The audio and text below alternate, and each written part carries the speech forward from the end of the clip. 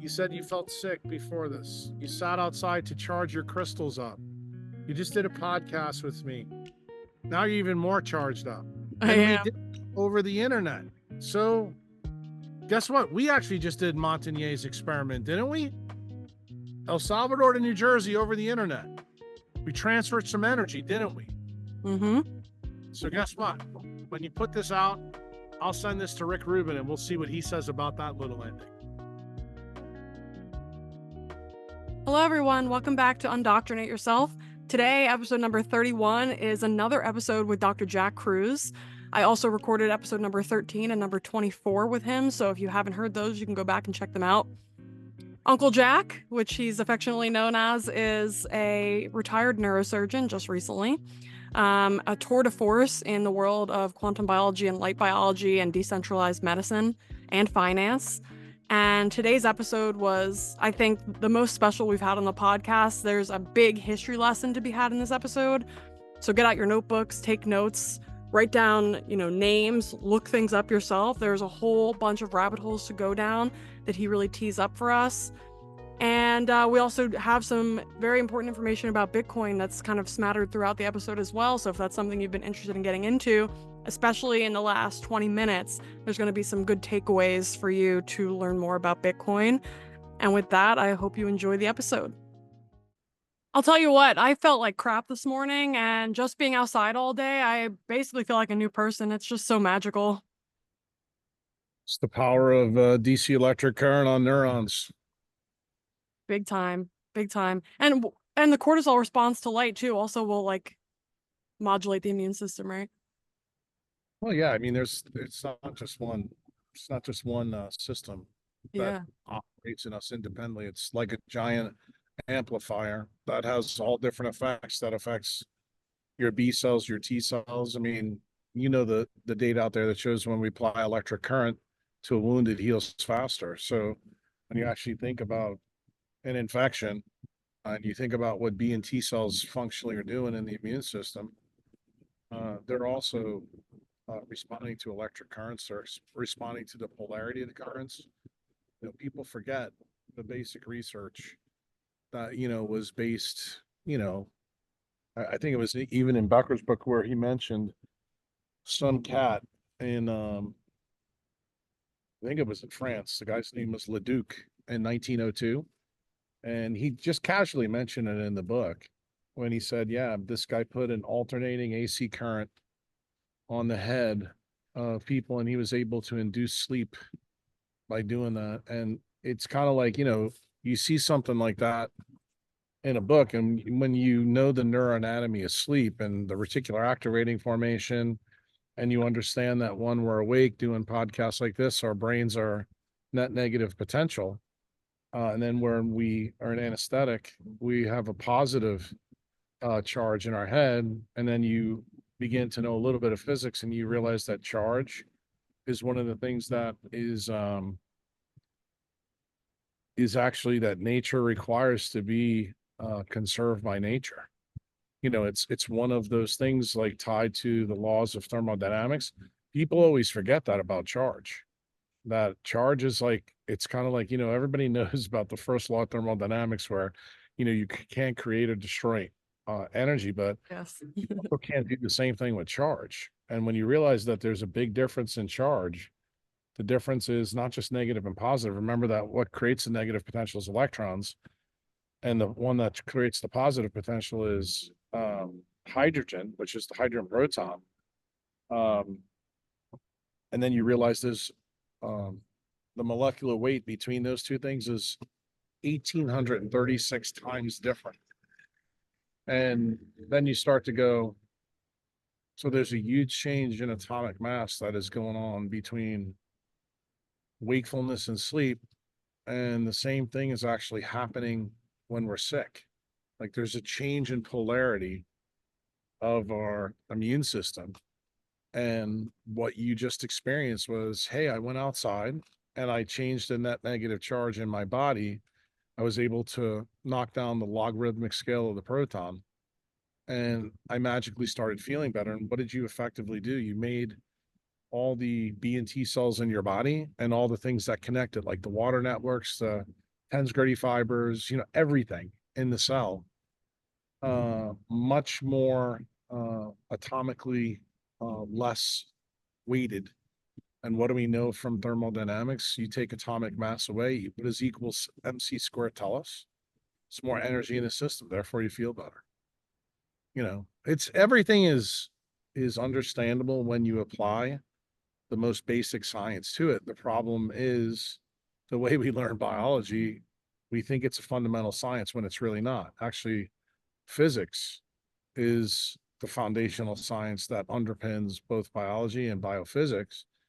And that's what makes, I think, biology so incredibly fascinating, because when you get the idea that it's really not foundational and that everything is an organized mess, medical students always complain about looking at, the metabolic pathways and charts, that you probably had to learn at the Rabinowitz. And that blows people's minds. And I'm like, that's nothing. And just remember, those 100,000 biochemical pathways have to be controlled in unison with precise timing. And there's only one thing in the world that can do that. It's light. It's light frequencies that are present. And this is the magical part. In one spectrum, I should say one octave of the electromagnetic spectrum, which has 73 octaves. So when you actually think about that, from 250 to probably 3,100 nanometer light, which is what terrestrial sunlight is on Earth, you're able to control 100,000 biochemical processes in your body with precision that would make anybody's head explode.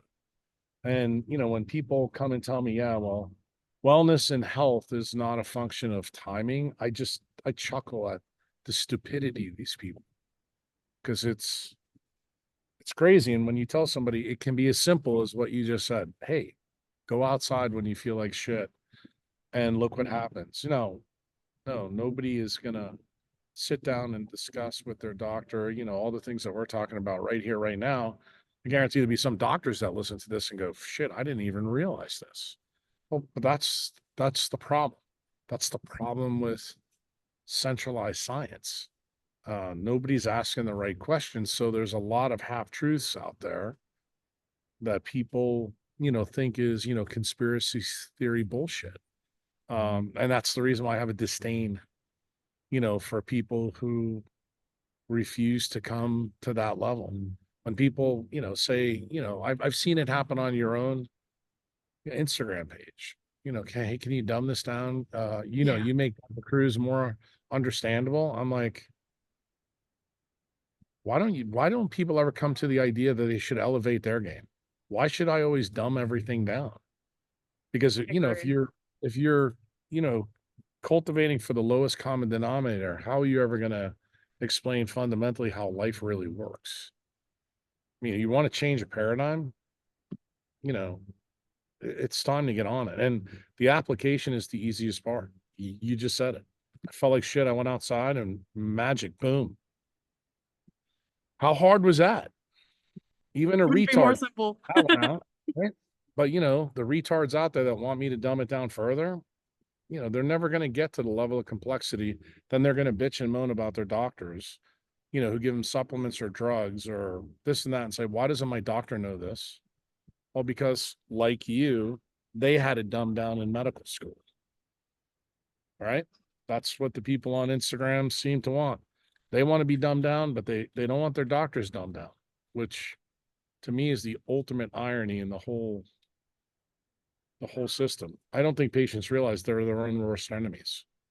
Yeah, it's something I've thought a lot about when I've just been thinking about decentralization ever since being introduced to your work, and how, like you've talked about, it's really the issue with our centralized system is like a co-conspiracy between the quote unquote experts and the people who are consuming the information and the patients. Like both the patients want to be involved in that system, and then the doctors are giving, like they're basically meeting the demand. So it's like at the level of the patients, we actually need to demand something different too in order to create change at like a broader level. Yep. I agree with that. And I think the problem is when it comes to like discussing the system, like when you want to fix it, because those are the discussions that now I'm having with people who are big players, which I never thought would ever happen. but here we are. And, that's Bukele, Trump, Bobby Kennedy, and Nicole Shanahan. I'm getting ready So actually good. this week to go talk to them pretty soon. And my my whole modus operandi is to get them to understand that you have to understand how the system was, I think, hijacked in the beginning. And then you have to realize the two major hijacks, like the hijack for biology, I think you and your audience, everybody will know that's the Flexion Report Rockefeller, but that was done to get back at the government. And that's how we got, you know, a new industry created from, the chemical business that became big pharma. That's actually based right where you are, in New Jersey. New Jersey really is the seat It's a of where hub. Standard Oil, yeah, it's where Standard Oil was broken up, by Teddy Roosevelt. And after McKinley was killed, and everybody I think knows that story, but the real issue of how the government got involved with science and thought it was good business, that's a little bit more nefarious. And I've talked about it, multiple times on a lot of different podcasts, but I don't think people understand how these two nefarious things got together with Rockefeller and um and the government. General Groves, who was the general that was in charge from FDR's time to run the Manhattan Project, um, which turned out to be quite successful. We put together all these physicists that had different skill sets, like Enrico Fermi, Einstein, Oppenheimer. Oppenheimer being the guy that was I guess you would call him the conductor of the orchestra. But here's what the most interesting part, I think, of the Manhattan Project came out, and this will bring it, right to September 11th, 2024. Because this is a really good day to talk about this. Yes. Because I have a decidedly different take on what today means. Today, for me, is when the biggest psyops on the planet happened, when the American government thought it was a good idea to knock down two towers. But it started with General Groves and the Manhattan Project. And what he did is he made sure Feynman, the guys in Chicago, they didn't talk to each other. And the reason why he didn't want them to talk to each other, because what was the goal of the Manhattan Project? Not only secrecy, but it truly was a bioweapon. And he didn't want any of the other scientists, like the guys that were figuring out how to fission uranium, plutonium, and all that. He wanted them separated from the guys doing the calculations, which is like the Feynman guys. And he didn't want any of these people through. Why? Because where did we get a lot of these scientists? Where did this all come from? This came from Operation Paperclip. World War When, II. Yeah. well, this came from when the United States Navy began to import um, Nazi scientists. And those people were put to use. In fact, I just gave a talk a couple of weeks ago here in El Salvador at the Bluster event. And one of the guys that gave a talk, he made a comment about Hitler and Hitler being absolute evil. And I said, well, before you throw the baby out with the bathwater, I'd like you to know that if it wasn't for Hitler, we would have never got Werner von Braun's rockets to go to the moon. And you should have seen the guy's face, because, people, I don't think, have a command of history and how it really happened. But why this is important to me is because you need to know how science was stolen from we the people. And General Groves was the key player that taught the industrial military complex, before it really was the deep state, that using science for its devices were a really good gig. And it turned out it became a really, really good gig, because what happens after the Manhattan Project? That's when DARPA is formed. And people forget, when did DARPA form? DARPA formed right at the same time all this crap was going on in the bioweapons lab in New Orleans on Magazine Street, with Alton Oster, the CIA, the FBI, Lee Harvey Oswald, Judith Vary Baker. And it gets funded by Congress in 1958. By this time, General Groves is now passed the control arm on who's the president at this time? Remember, Eisenhower warned us about General Groves and all his cronies in his farewell speech in January of 60. When he gave that farewell speech, he said, what is getting ready to happen in the United States, you need to be concerned about. Why? Because we now have allowed non-elected people in the military to create this bureaucracy of non-elected people, and they get to control the narrative of what gets studied. So I'll give you an example in science, how things were radically changed by the military in ways that you probably don't even realize affect the work that you've probably done. I ask people this all the time who are in biology. I said, do you know the reason why we chose to fission the nuclear bombs one way versus another? I said, do you know the most energy dense atom on the periodic table is thorium? We can make more DC electric current from thorium than any other atom on the periodic table. Do you know why it wasn't chosen by the Nuclear Regulatory Administration, of which General Groves formed? It's because it didn't make fissionable uranium. So in other words, there was no offput to make nuclear weapons. So what did that decision lead the United States to? That meant we had to have all high pressure systems. So what am I saying to you? When you think of a nuclear power plant, you think about those big cooling towers. That tells you it's a high pressure system, tells you it's uranium based enrichment plant. Okay. Do you know that the size of a thorium nuclear reactor is the size of a 20 or 40-foot canister that can run on the back of a truck? Wow. And guess what? It can be moved around. You can power all of New York City with one thorium reactor. And here's the crazy part. It doesn't have any of the towers. It's a low pressure system. So it's extremely safe. But here's the funny part. Do you know what it makes for Alexis Cowan? All those metabolic studies that you guys did at the Rabinowitz lab used radioactive nuclides. And guess what? That's what the fission products of thorium makes. So guess what? For biology, it makes total sense to use thorium. For people who want to have a better power grid, thorium is the answer. Want to hear a great thing? The western part of the United States, northwestern part, Montana specifically with Idaho, largest thorium stores in the world. And we don't use them, and we don't use them. Why? Because of General Groves. Jeez. Because we make fissionable material to make nuclear weapons. And remember, who was the created boogeyman after science was stolen? Well, we started to blame Stalin and Russia for everything. And then along comes JFK, and he gives his American University speech in 1962, where he thanks the Russian people for actually beating the Nazis. This, of course, infuriated everybody in the deep state and led to a lot of different problems. But JFK was actually giving you an accurate take home of history. Now, the funny thing about that American University speech, and I don't know if you know this history lesson because it's really important.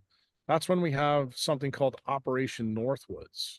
And Operation Northwoods was when General Groves and his second generation of idiots told President Kennedy in 1962 around the Cuban Missile Crisis that we should stage terrorist events in the southeastern part of the United States on the American people so that that would give them a mode and method to go in and invade Cuba and wipe them out and get rid of the bombs that were in the satellite photos. They actually presented this to President Kennedy. It's very, very well known. And why do I tell you this on 9/11/2024? That was the precondition state for knocking the towers down. That was the first time that the industrial military complex ever proposed to use a terrorist attack on American people in order to gain a military target that they deemed necessary. They thought the risk of Russian nuclear weapons 90 miles off the coast of Key West was worth to sacrifice few Americans. So you as a scientist, I want you to think about this.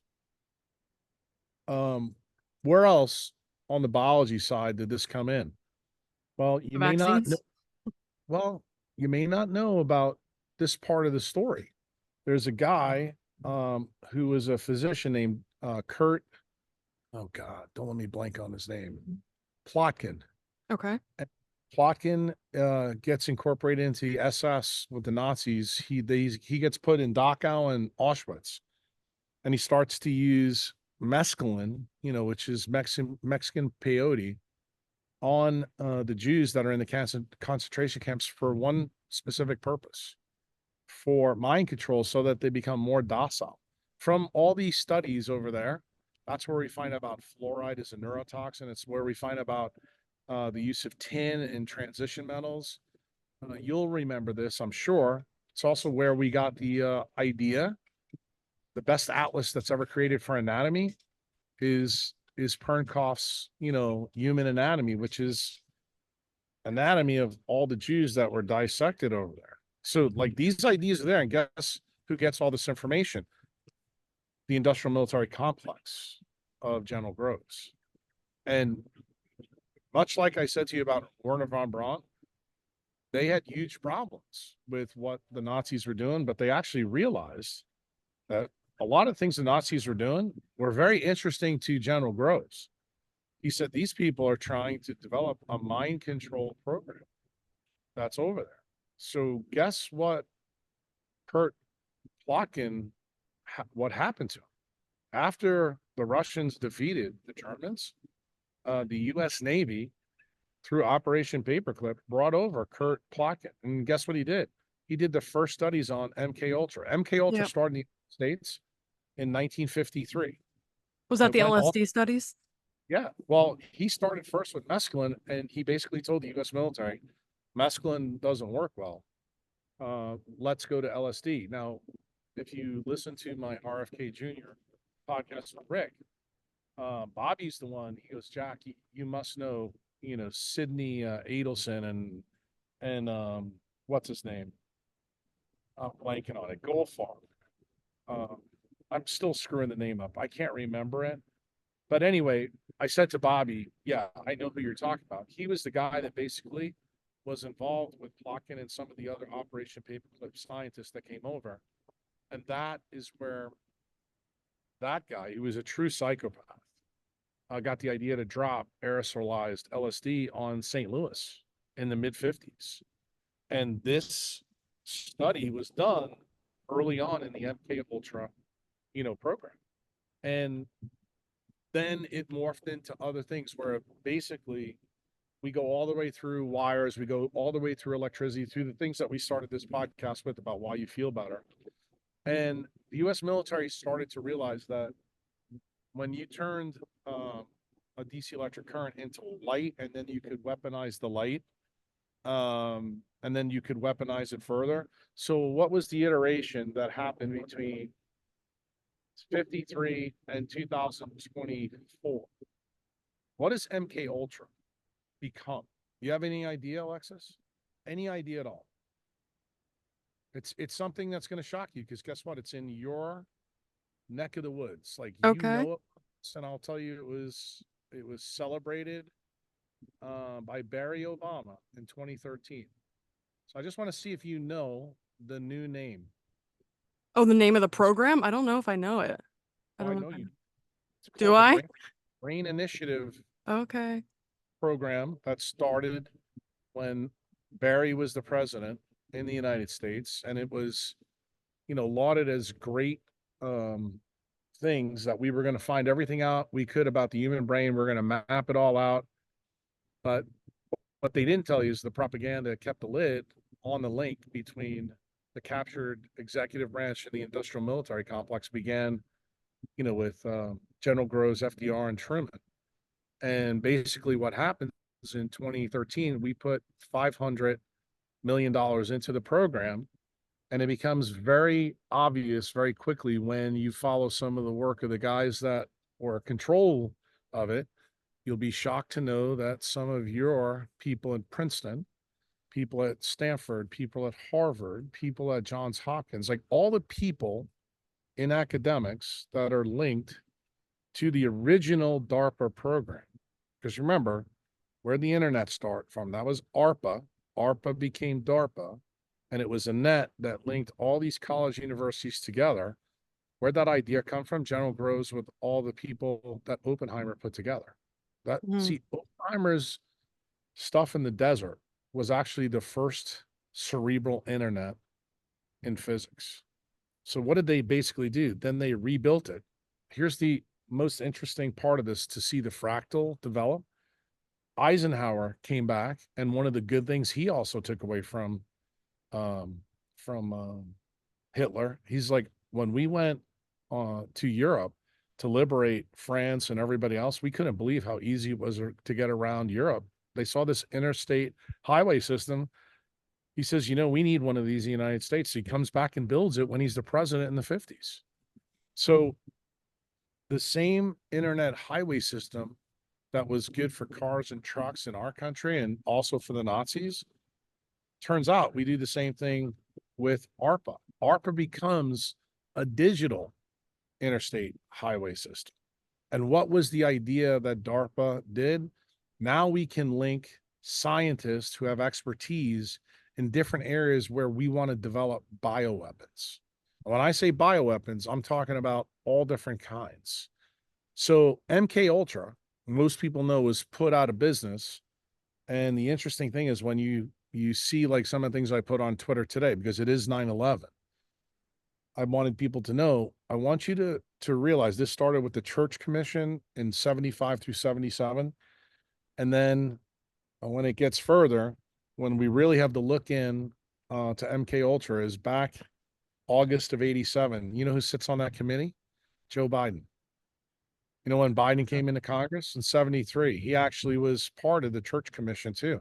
So I want you to know that Biden, while he had his mind, he actually was very well aware of what these programs really were all about. Okay.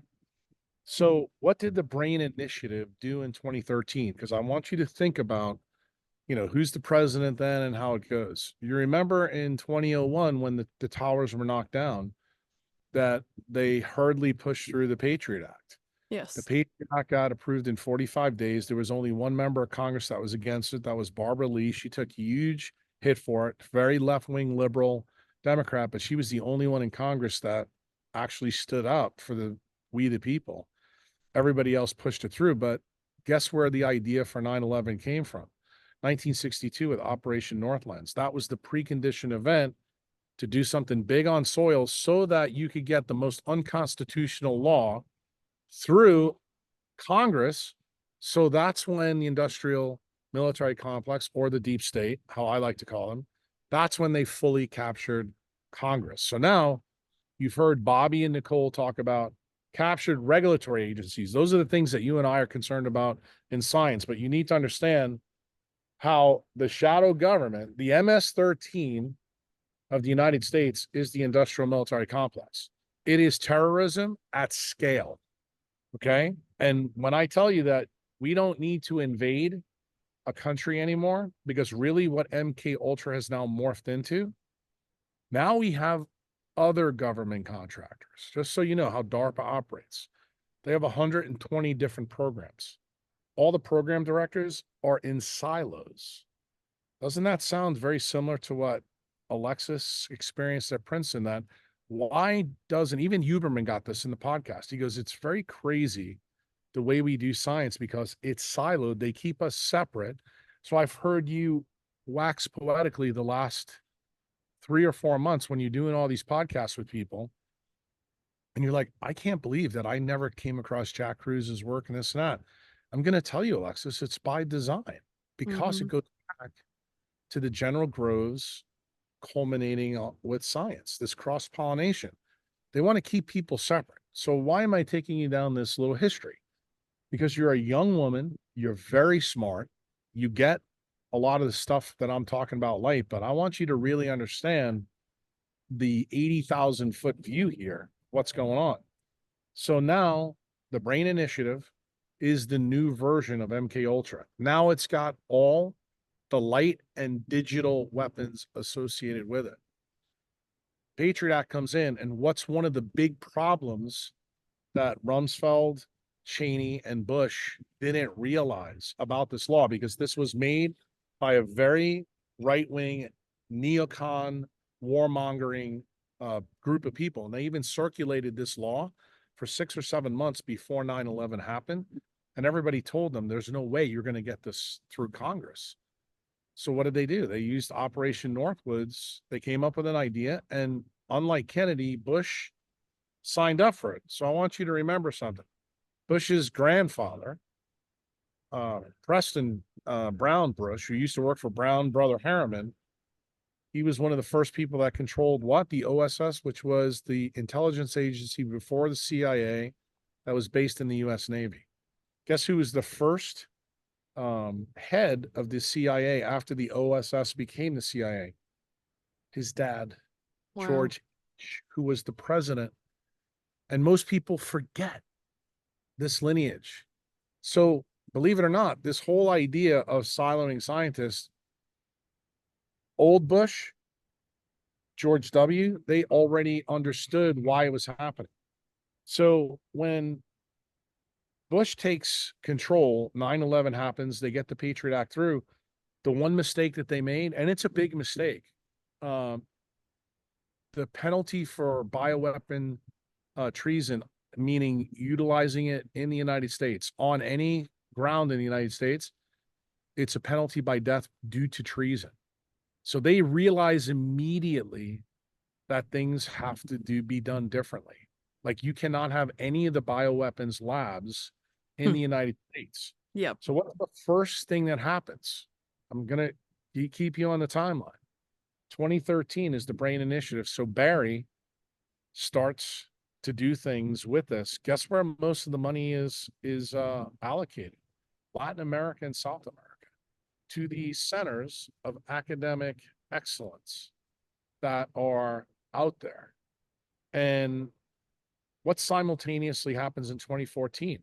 You start to hear how the United States government, the industrial military complex, the neocons, the Liz Cheneys, who are the daughter of Dick Cheney, that begins to push NATO right up to Russia's borders. Why? Because they want to use Ukraine to put other bioweapons lab in, and they're basically going to fund these labs there to do our dirty work. In other words, what was used to be at Fort Detrick was then moved to Ukraine and then moved to Wuhan. Yep. Takes over all that. That's Fauci, Daszak, and the guys at EcoHealth Alliance. So they're doing the gain of function studies. What if I was to tell you that the gain of function studies were designed to find that furin cleavage to do two things? The first one is to make sure that we could easily get into humans. But what if I was to tell you that there's an industrial military aspect to this? That aspect is being worked out in the Brain Health Initiative. And guess who's part of this but doesn't realize that he is? Elon Musk. And why is Elon Musk part of this? Because when you understand how light works, my dear, if you're able to put nano microchips, or like I like to call them the nano mafia, into a bioweapon, you need a way to get light to people over large areas. So what do? You come up with an idea, let's give internet from satellites to everybody, but make sure that the guys in DARPA control the whole program so that when they need to use it down the road, they can. So Elon Musk has no earthly idea what is going on in the Brain Health Initiative. But the interesting thing is, that Elon Musk is now working with neuroscientists from Stanford, Harvard, Princeton, but also the guys at Barrow Neurologic Institute. What has his stuff transformed it? It went from Starlink to Neuralink. So you got to go, are these things actually the parts, just like it was in the Manhattan Project, where the industrial military complex, meaning DARPA, is keeping these people apart? Because let's face it, scientists, as you know, are pretty smart people. So if you keep them in silos, they're never going to understand how these pieces and parts fit. So when, say, a random jabloke gets on the internet and starts talking about shit like this, everybody's going to say, well, this guy's crazy. He's a conspiracy theorist. There's no way this stuff matters, until you begin to realize that these stories actually all fit. So now I've taken you through 2013, 2014. I told you we're getting closer and closer and closer. So what starts to happen 2016 through 2020? you have a Yahoo come in who's an outsider, who's not part of the industrial military complex. Just so we're clear, the people that I've mentioned have been in control of the government, Clinton's, Obama, Bush's, and Biden's 32 out of the last 36 years. 4 years, you had one guy that didn't wage any war, but also wasn't privy to what really was going on. But one of the interesting things he did is he strengthened the one part of the government that isn't captured by the industrial military complex, which is important. He actually strengthens them to actually be able to reverse even a corrupted DOJ by Merrick Garland. This is the real funny part of the story. When you begin to see they ramp up the biologic part, like how are they going to reduce the carbon? I don't believe that COVID was ready for prime time. And I think that was their plan to actually screw Trump up and make sure he never got reelected again. So guess what? I would say this is Operation Northwoods 3.0.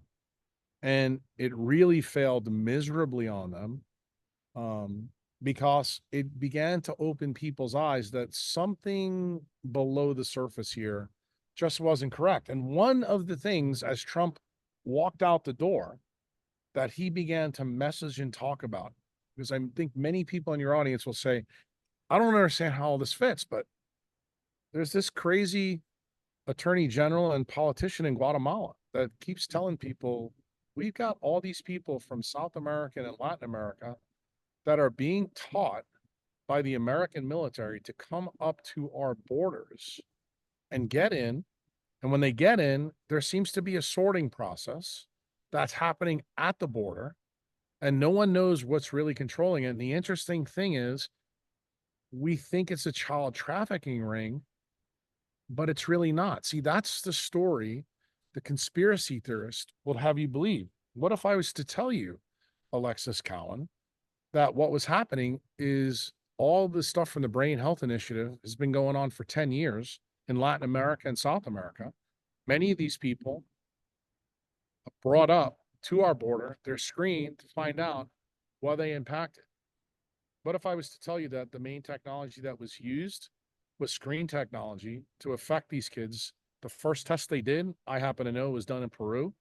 It was done to control their sex life. They were easily able to do that. The process continued further. When those people came up to the border, those were the people that actually were let into the United States. That's also the reason why they want them in the States. But you've just heard from Trump 2016 to 2020 that the Guatemalan people are going, there's a lot of kids missing. And, you know, the dominant narrative right now on the internet is that they think it's pedophiles and, you know, the Pizzagate and all that bullshit. What if I was to tell you it's actually a scientific reason that you actually will think about in a totally different way? We're missing between 200 and 400,000 children from their parents coming up there. You remember all that part of the story? And that, you know, the Democrats were telling Trump was locking them in cages, and then the Democrats made a big deal. Well, they had to get them out of the cages. Do you know why? Because they needed them to be research animals for the new version of MK Ultra. Let me ask you a question, Alexis. When you use light to do mind control experiments, is it easier to see the effect on a human when you have a more or less myelinated brain?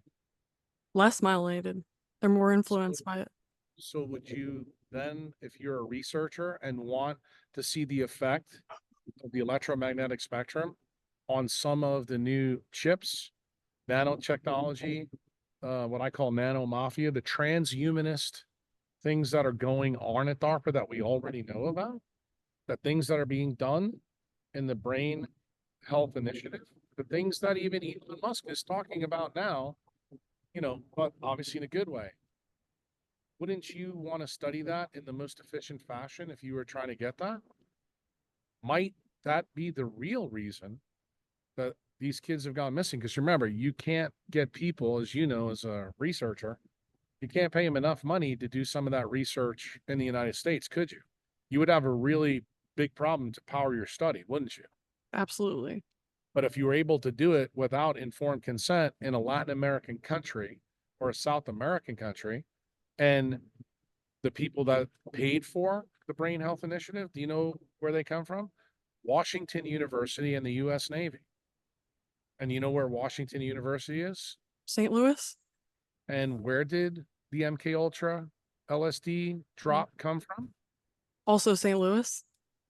Guess what? That program is still operational, but everybody in the government wants to tell you it's not. So what did they do? They put lipstick on the pig, and now they're selling it through biologic science. But Wow. it's clear it has an industrial military capability. Why? So let's get to the last part of the 9/11 story. So you made a comment in a podcast that I listened to this morning that I thought was very interesting. You were talking about Bitcoin with a guy, and to be honest with you, the guy you talked to, he was a bumbling idiot. You were a rock star. But the one thing that where he was a rock star, when he asked you the question about Bitcoin, and he goes, how is this linked to health and wealth? And I thought your answer was very, how shall we say, precaution principle, because you don't know enough about it to actually make a statement. But I want you to know this part of the story and why it's really important. In 1971, when Nixon shock came in, what were the main things that came out of that? What was the Operation Northwoods then? It was to remove the gold standard, debase money. Cheaper money led to easier piles of money that the military could steal to run covert operations. That's the first part. The second part is that's how we got the food guidelines, the pyramid. Why? Because they wanted to make sure food could be cheap when they devalued money. So that's when they performed what they're doing right now in Europe. They basically took multiple farmers and turned them into ADM and ConAgra, John Deere, all of farming process in the United States were basically industrialized and centralized. Why? Because that created cheap processed food. So food would never become an issue in elections or selections, whatever your choice of vernacular is. So we get the food pyramid. If you eat like the food pyramid, you turn out to look like the food pyramid. And you know that because you had the same experience I did. You were a big girl at one time, 270 pounds, if my memory's good. Right. And then you got sick. And then you said, okay, I'm going to go into a career science. So why do I want you to understand the Bitcoin story? So anytime the US government needs money for the military, remember, the way we appropriate money is through the Congressional Budget Office called the CBO. The CBO is something that the industrial military complex can't get away from. But the Pentagon, the Fed, and the Treasury have never been audited. So how did the government, now General Groves is dead, his new iteration, all the idiots that, were pissed off with Trump and caused him so much trouble, how'd they get the idea that they could use non-CBO money to run covert ops? You know who gave them that idea? Oliver North and Ronald Reagan. You know when that happened? In 1980, 81, and 82. Who else did Reagan hire in 1982? Anthony Fauci. Wow. Anthony Fauci is hired at the same time that the Iran-Contra went on. What was the front that they did put on CNN and ABC News to confuse Americans about? Very simple. They told you it was about gun running because we were trying to help the cats in Nicaragua, right? What if I told you it wasn't to do that at all? That's actually where they got the idea from our friend Plotkin to start to use narcotics to run some more of the MK Ultra programs in Latin America and South America. So when the military, the FBI, got in bed with the cartels in Colombia and Mexico to create a pathway to get drugs through. What was the goal of the drugs, Alexis? Very simply, to create a pile of money to launder. Mm-hmm. And launder that money, guess what you do? You create an amazing amount of money to do covert operations that never show up on the CBO budget. So that means the idiots in the United States never really understand truly what's going on. and they think Reagan's a great guy. I'm going to tell you, in my view, Reagan, Bush, and Barry Obama, three of the worst presidents we've ever had in the United States. Why? Because they allowed direct terrorism to occur on us. Okay, that's how this started. This is Operation Northwoods. JFK is the only president that said no, and they killed him for it. Yep. That's why this story is important on 9/11. So why am I teaching you a little bit about Bitcoin? Bitcoin actually creates a scarcity. You can't rehypothecate money. It makes it impossible to create these piles of cash. So let's go further.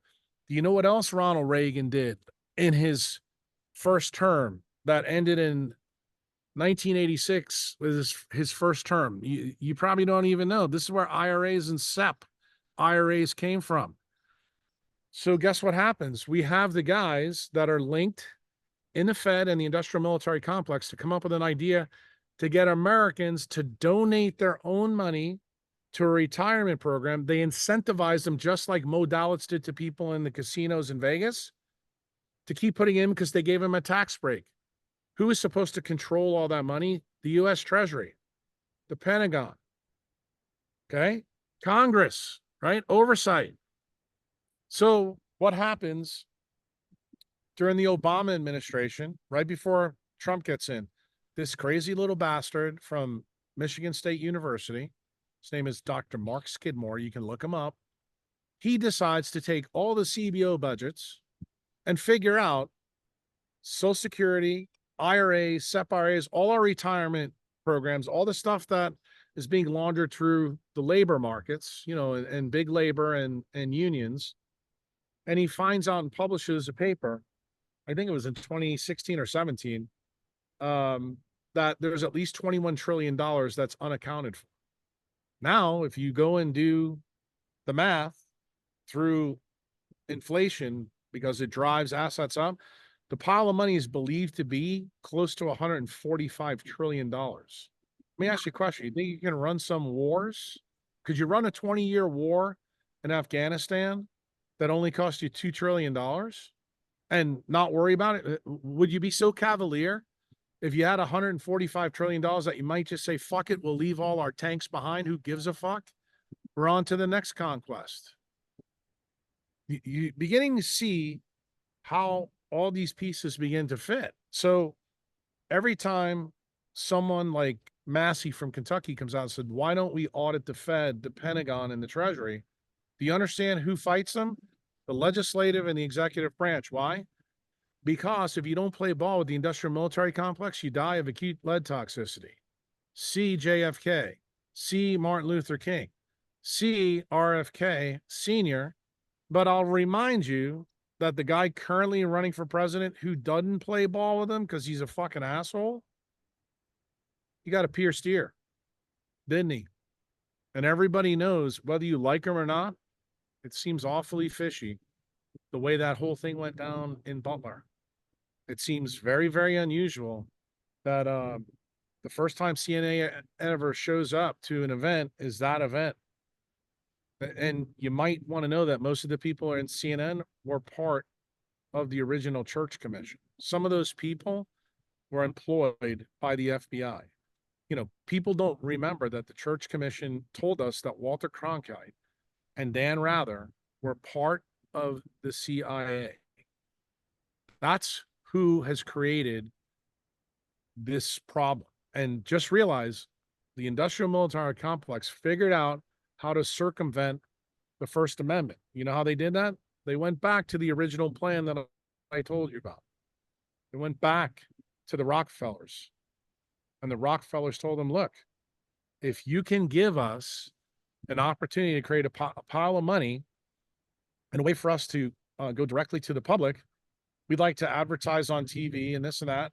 And the Rockefeller Foundation casually told the people in the industrial military complex during Obama's reign that if you give us this ability, because remember, it was against the law up until Barry Obama comes in.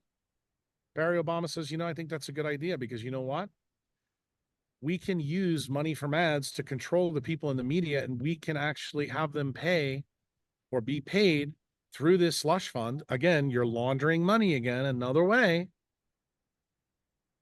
cheap money that's easily inflatable makes all this easy.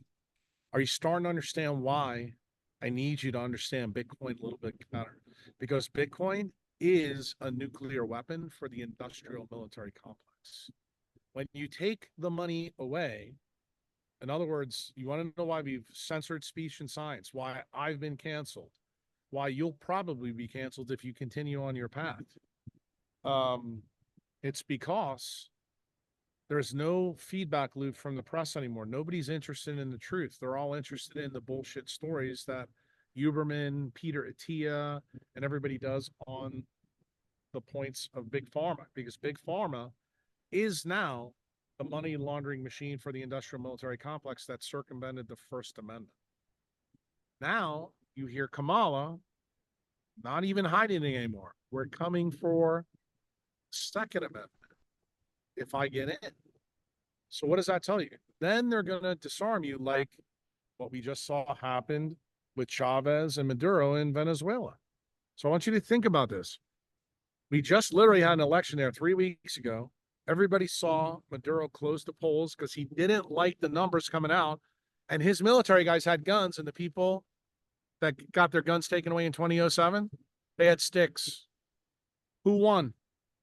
Maduro did. So guess what? When I tell you that we are as close as you have ever been to completely losing everything that is American freedom, that's what 9/11 means to Uncle Jack. And I need you to know this is the 23rd anniversary of these motherfuckers performing the biggest terrorist attack you've ever seen on not only we the people, but the Constitution of the United States. The industrial military complex main goal is to replace the UN Charter with our founding documents. Why? Because then they become MS-13 in the United States. It's terrorism at global scale. And they need cheap money to do it. And once they stop needing the cheap money, what are they going to do? That's the last step in the program. They're going to give you programmable money, CBDC. And guess how they're going to do that? The Brain Health Initiative. They're going to see to it that all those people they let through the border, they're all going to be highly controllable. They're going to go to different places, and they are going to start programs that actually invade the people digitally. That's exactly how it's going to happen. You are already being invaded, and you don't know it. That also is against the Constitution. What Kamala Harris and Biden have done, and Biden started this under Obama, people don't realize how this is going. So to finish the money point off, because if you think this is a shit Sunday, wait till you hear this one. What's the other part of the story that we all lived through from 2021 through 2024, the COVID years? Well, if you realize that they've stolen Social Security, they've stolen from the Treasury, they're stealing your 401ks, and you have no way of knowing it because no one will audit them, okay? And they've got this pile of money. Many people in Bitcoin that you probably don't know yet, Alexis, but you will if you start following them. They have a very famous saying. It's called fiat money is a Ponzi scheme. And there's a very famous saying, you cannot taper a Ponzi scheme. In other words, Greg Foss, who's a guy you should follow, Max Kaiser, who's my neighbor here in El Salvador, you'll hear them say this cliche over and over again. But I want to make sure Alexis truly understands why Bitcoin is so important to her as a scientist. Everybody knows about Bernie Madoff, right? How did you become aware of Bernie Madoff? Because Nelson Doubleday, the New York Mets owner at the time, lost millions of dollars in his Ponzi scheme. And when he asked for his money back, that's what uncovered the scheme. And then the government, put Madoff in jail, and you know the rest of the story. Well, if I'm telling you that the industrial military complex is running a Ponzi scheme with Social Security, with Big Pharma, with our IRAs, with SEP IRAs, with our pension plans, with all the union money, then you should say to yourself, well, how's the government plan on tapering a Ponzi scheme? I mean, we know, can you ask for your money? Who's the people Alexis, that are most likely to ask for their money first since this program started in 1982? Well, it's going to be the boomers. Who are you talking to right now, Alexis? A boomer. And guess what? We have more money tied up in that. And when we retire, what do? We take our money out. And it's supposed to be a controlled destruction, right? You want to keep most of it in. What's the mindset that Reagan put into our heads? Don't take it all out at once. Just take a little bit out as you need it to live. Do you understand why? Isn't that exactly what a Ponzi scheme tells you when you're involved in it? And you'll keep getting good returns, right? But the money's not actually there. Right. The money's not only not actually there, the people that are the smartest that understands really what's going on, they're going to get their fucking money out as soon as they possibly can to expose it. The government's doing everything possible not to expose it. So I'm going to ask you the question. What do you think the solution was for the government? Why don't you reduce the carbon that's going to likely take it out? So guess what they came up with? They came up with the idea from Ronald Reagan, Anthony Fauci, and all your friends at EcoHealth Alliance. And they decided to move the real program up, probably from 10 years from now to right now during Trump's reign. Why? Because they couldn't afford even 4 years of someone who was a fly in the ointment. Do you understand?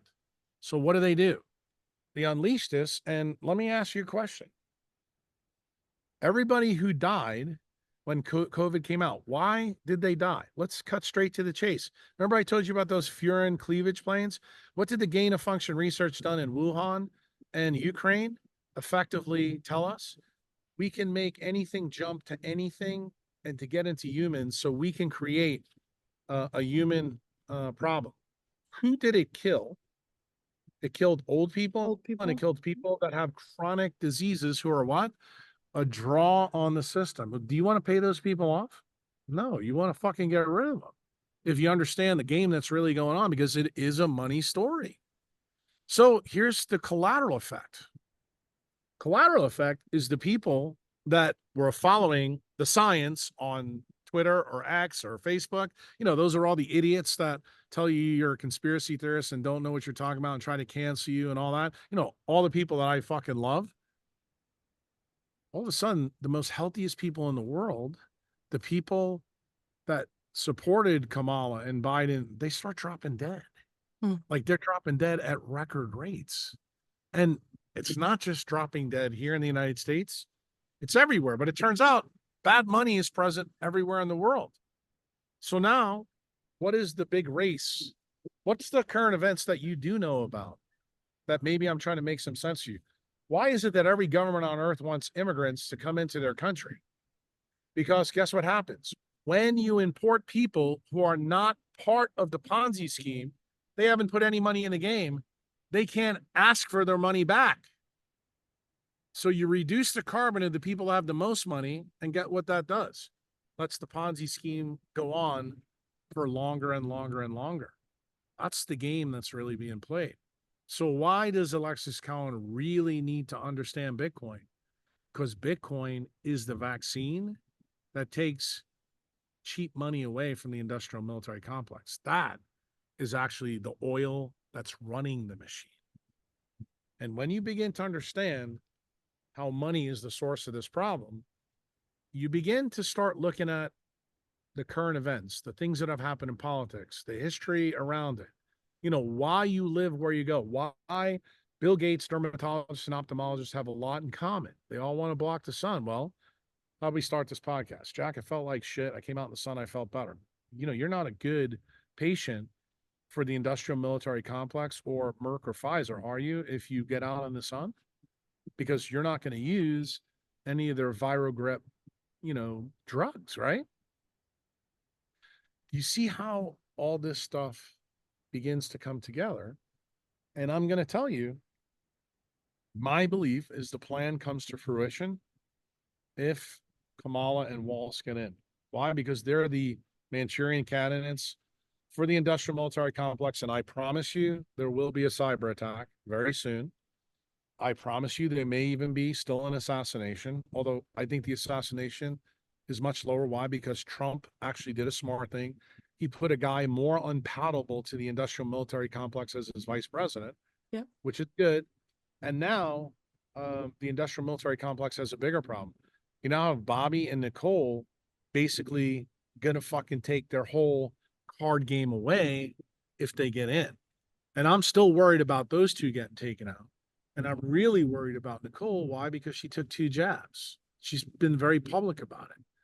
And Nicole can't stay in the United States because the ultimate antidote for those furin cleavage sites is optimizing light, water, and magnetism, which is really not possible in the United States. You're always going to have an issue present. So when you understand the game that's going on, this killing fields is not designed just to take you out now. This is designed to keep the rates of all the diseases related to the people that took the jab over. They're hoping that those people donate blood. They're hoping you go have surgery, to get your tits or your lips done so that you get the vaccine that way. They're going to put it in your fake food. They're going to do all the things that Cali means and everybody else wants you to believe. But that's not the big problem. The big problem is now you've got industrial grade military technology. Remember, who made the jab? The Department of Defense. They were the distributor of the jab. Who was Big Pharma? They were the drug dealers. Okay, don't forget that. So why am I telling you that part of the story again? How did they weaponize the cartels? Because they needed that as part of the MK Ultra story to addict America. And that's how they laundered their money. They're doing exactly the same thing again. They're just all you're seeing is the evolution of the industrial military complex. And you're seeing how they do what they do. They will not surrender their power without a fight. And when people wake up to really what's going on, I'm going to tell you that Second Amendment that Thomas Jefferson told us was in there was for those people who think it's a really good idea to knock 2 buildings down and kill almost 4,000 people and blaming it on 4 Arab guys when they're friends in the CIA, FBI, and the Mossad, same people that killed JFK, helped them. That's what 9/11 is. That's the reason why science has been completely corrupted. It's also how centralized medicine, the Rockefellers, the industrial military complex, why they're all interested in science, why they're interested in controlling it. And where does this whole bow go? The guys in the military are the smartest guys in the country. And I'm going to tell you, they know the story about Benjamin Rush. I'm going to tell you, even Bobby and Nicole made a huge mistake, both lawyers. And I sat down with them a year and a half ago and I told them, your plan to go and sue companies like you did with Monsanto, it ain't going to work. You don't understand this game that I'm laying out for you. Suing a company to give you $1 billion or $2 billion, that's not going to put a crimp in there to giddy up at all. I said, you need a constitutional level amendment, which is why I told Bukele the story about Benjamin Rush. And guess why this is a big deal? Every single story that I told you in this podcast, what was the attack vector of the U.S. Constitution? Healthcare, biology, science. Why? Benjamin Rush warned James Madison and Thomas Jefferson that the U.S. Constitution needed a constitutional amendment for medical tyranny. Why wasn't it put in the Constitution? Because Thomas Jefferson went back in the history of humanity and never found one attack vector.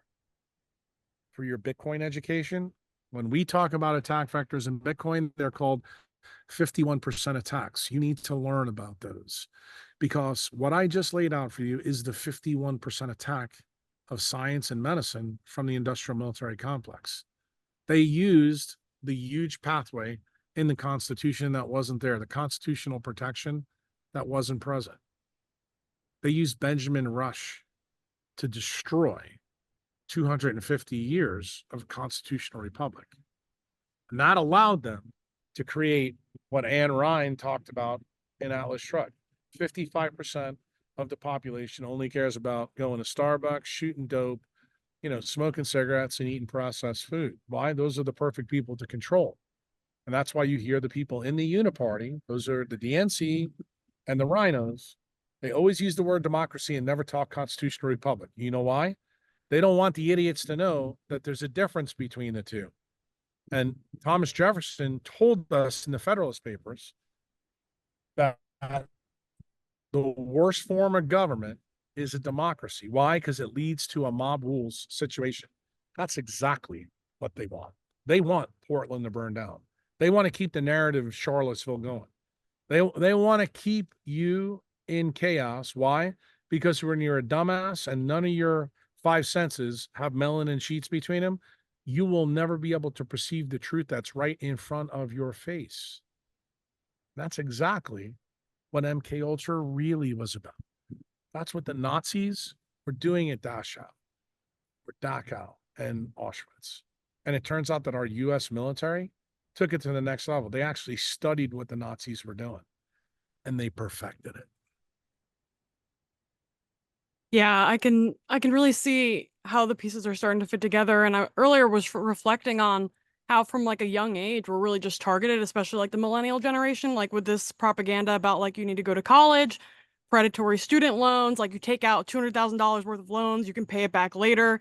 If you go to grad school, you can postpone paying them back. It's great. But do you know what that is, though? That's another pile of cash that is created for covert operations. Look, I'm just going to tell you, anytime you see a pile of cash being created, you'll notice that the government is controlling it and never gets audited. That is when the first thing you should think about is money laundering. Now, I want to teach you something else because I don't think you know this. Do you know where the term money laundering came from? Any idea? Oh, no, I don't think I do. So you probably have listened to some of the podcasts that I've done recently about the Jewish mafia in Detroit Yes. and Cleveland, the guy named Mo Dalitz who started Las Vegas. Do you know how he started? Laundering money through laundromats in that part of the world. That's where the term money laundering came from. And the CIA knew what he was doing and they wanted to go in and see how it worked. Well, he went from small little gangster to then go into a state level corruption and basically doing money laundering through the casino. And the CIA was absolutely stunned. And who else was stunned? The Italian mafia, because they were friends with Bugsy and Mo Dalitz. And they didn't have any use for the Jews at that time that were the gangsters. You know when they became interested in them? When Castro took over Cuba and threw all the Italians out of their casinos down there where they were laundering money. So guess what happens?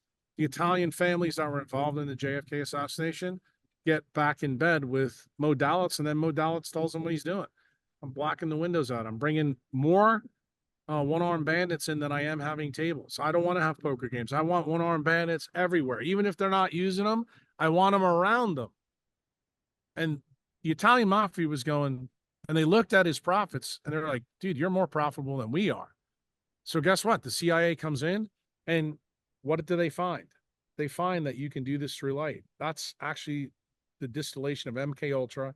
All that stuff gets sent to Meta and Google. Nicole Shanahan's the patent attorney for Google. All she's got to do is go back and figure this all out. I have another interesting story here that I was really wanting to talk to you about, but it happened today because Mr. Rick Rubin. There was a very interesting thing that happened yesterday. The girls are at the beach. I was here because I had to do 3 podcasts yesterday. And guy that works for me is taking caterpillars out of the tree. And he goes, yeah, we're taking these out of the tree because if these hit any of your guests or any of your family, they're going to get a welt on them that's like this big and it stays for 3 weeks and it really hurts. So I'm looking at the tree and it's a tree from Costa Rica. It's not a tree that you would see in, New Jersey. And I said, that's kind of interesting because I'm noticing all the leaves that fall on the ground, they all have caterpillar bites on it. I'm like, and I start teaching the guy that works for me and also my landscaper the whole story about the tree knows when the caterpillar bites it, the DC electric current in the leaf, it tells the tree, think about what I'm saying now, communicates to the tree that I am a caterpillar and I need to eat your leaf to live. That message gets absorbed and transmitted by the tree. The tree keeps the leaf on the tree so the caterpillar can eat, and then he moves away. Once he senses the caterpillar is finished eating, he drops the leaf in the pool. Now, why does nature work like this? Because what does the caterpillar eventually become? A butterfly. That butterfly, all right, pollinates the tree so that it can go. So this is the perfect connection. So I explained to my guy, don't use chemicals or shit to remove these caterpillars, because guess what happens?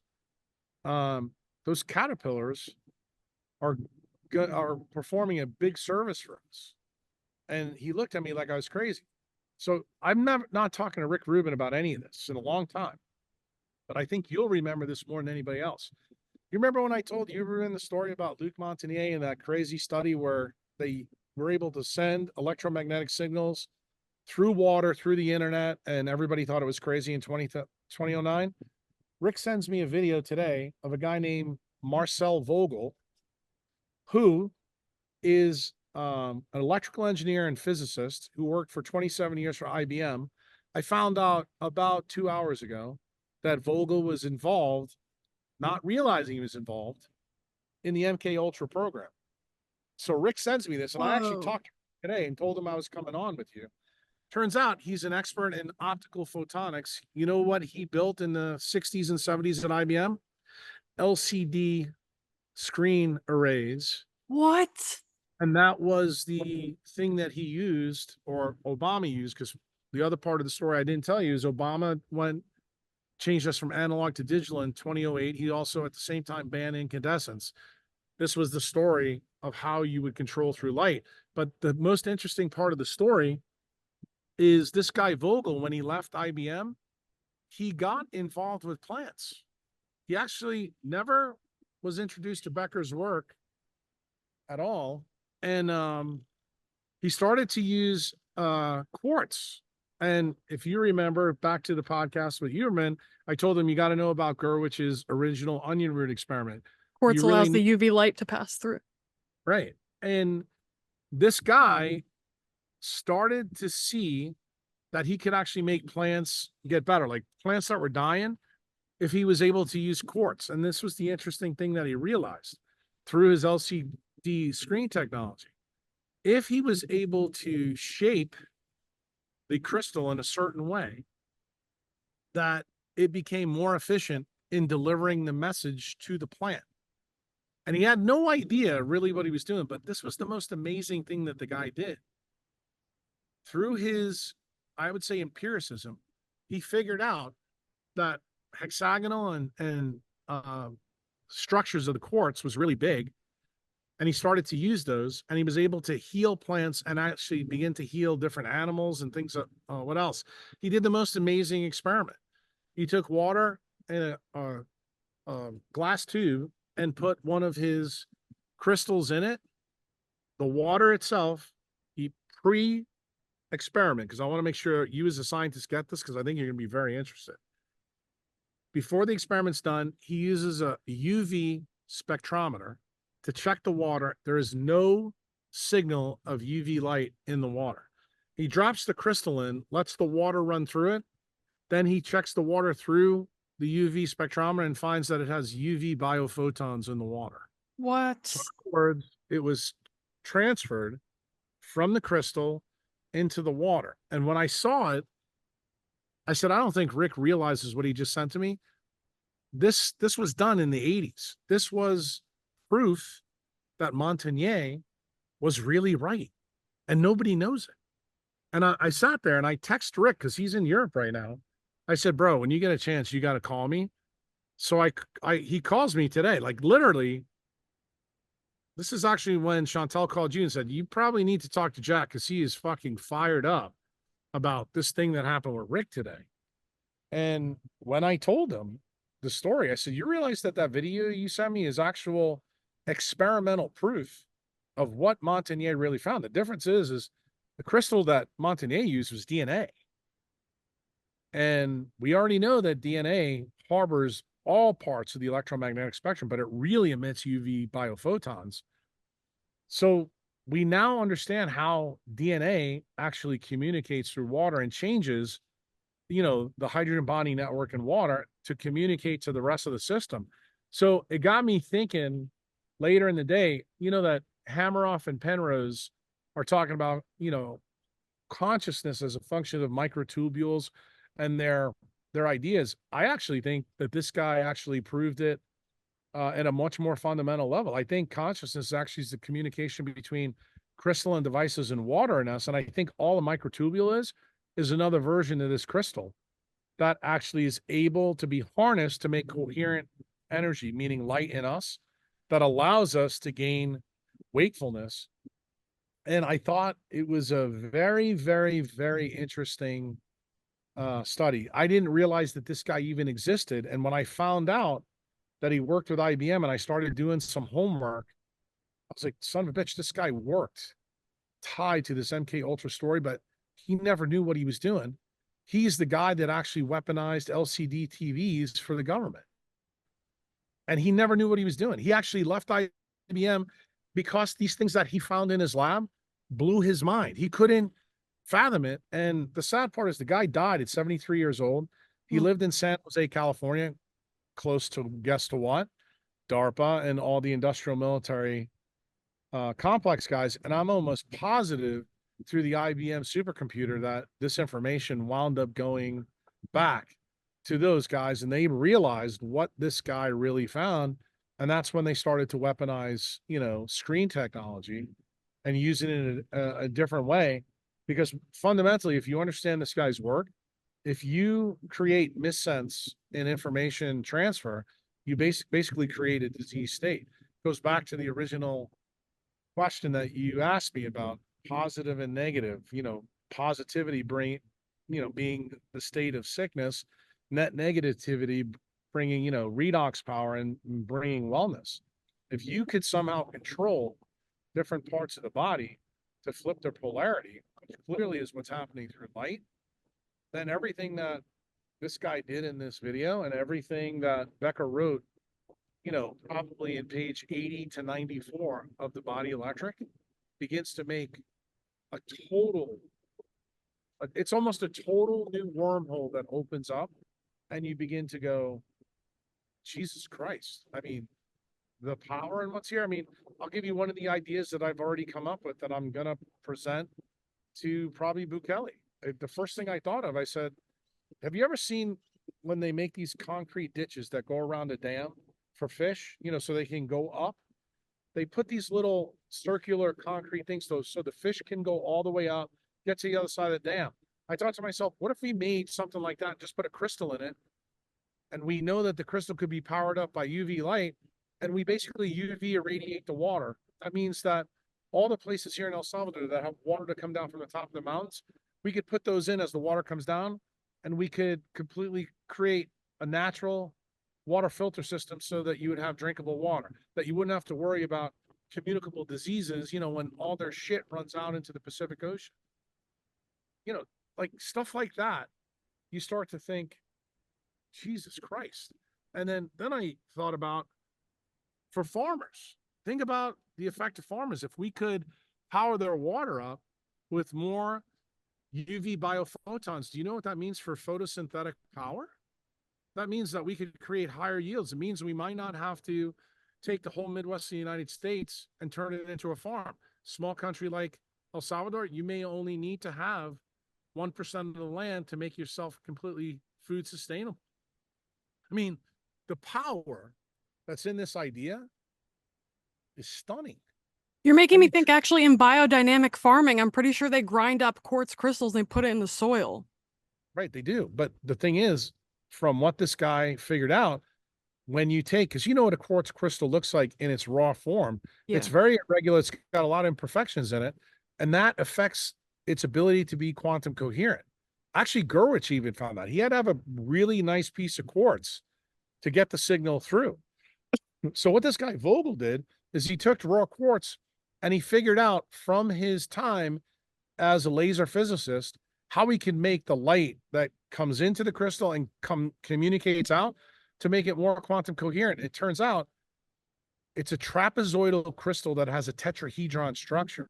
When you look at these crystals online, which I've been doing all morning, I'm going, this is the most interesting thing I've ever thought about, because the story that I told you with the caterpillar, you're probably the only person I can have this discussion with scientifically. What is chlorophyll and what is hemoglobin? Effectively, they're dye lasers.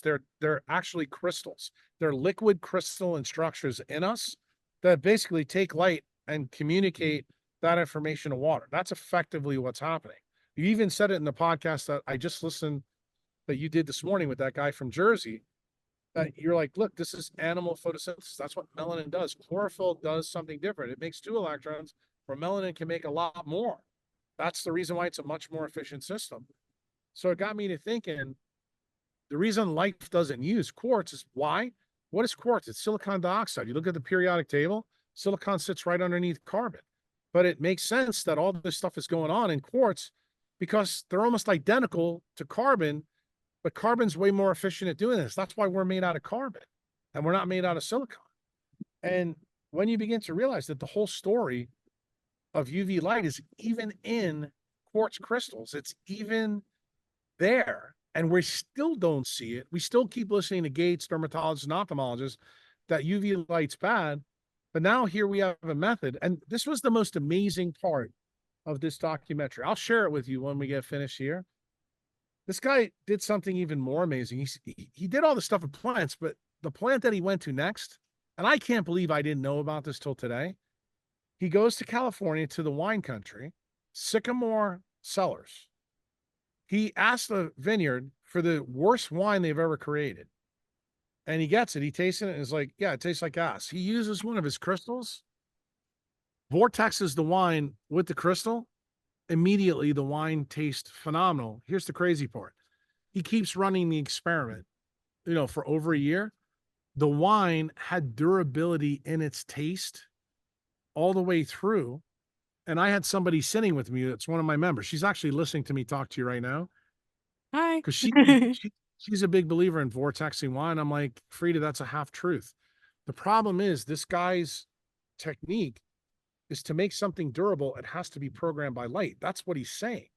So if you want to take a product of photosynthesis, which is what wine is, and you want to improve its taste, improve its health benefits, we need to be using crystals and vortexing to do it.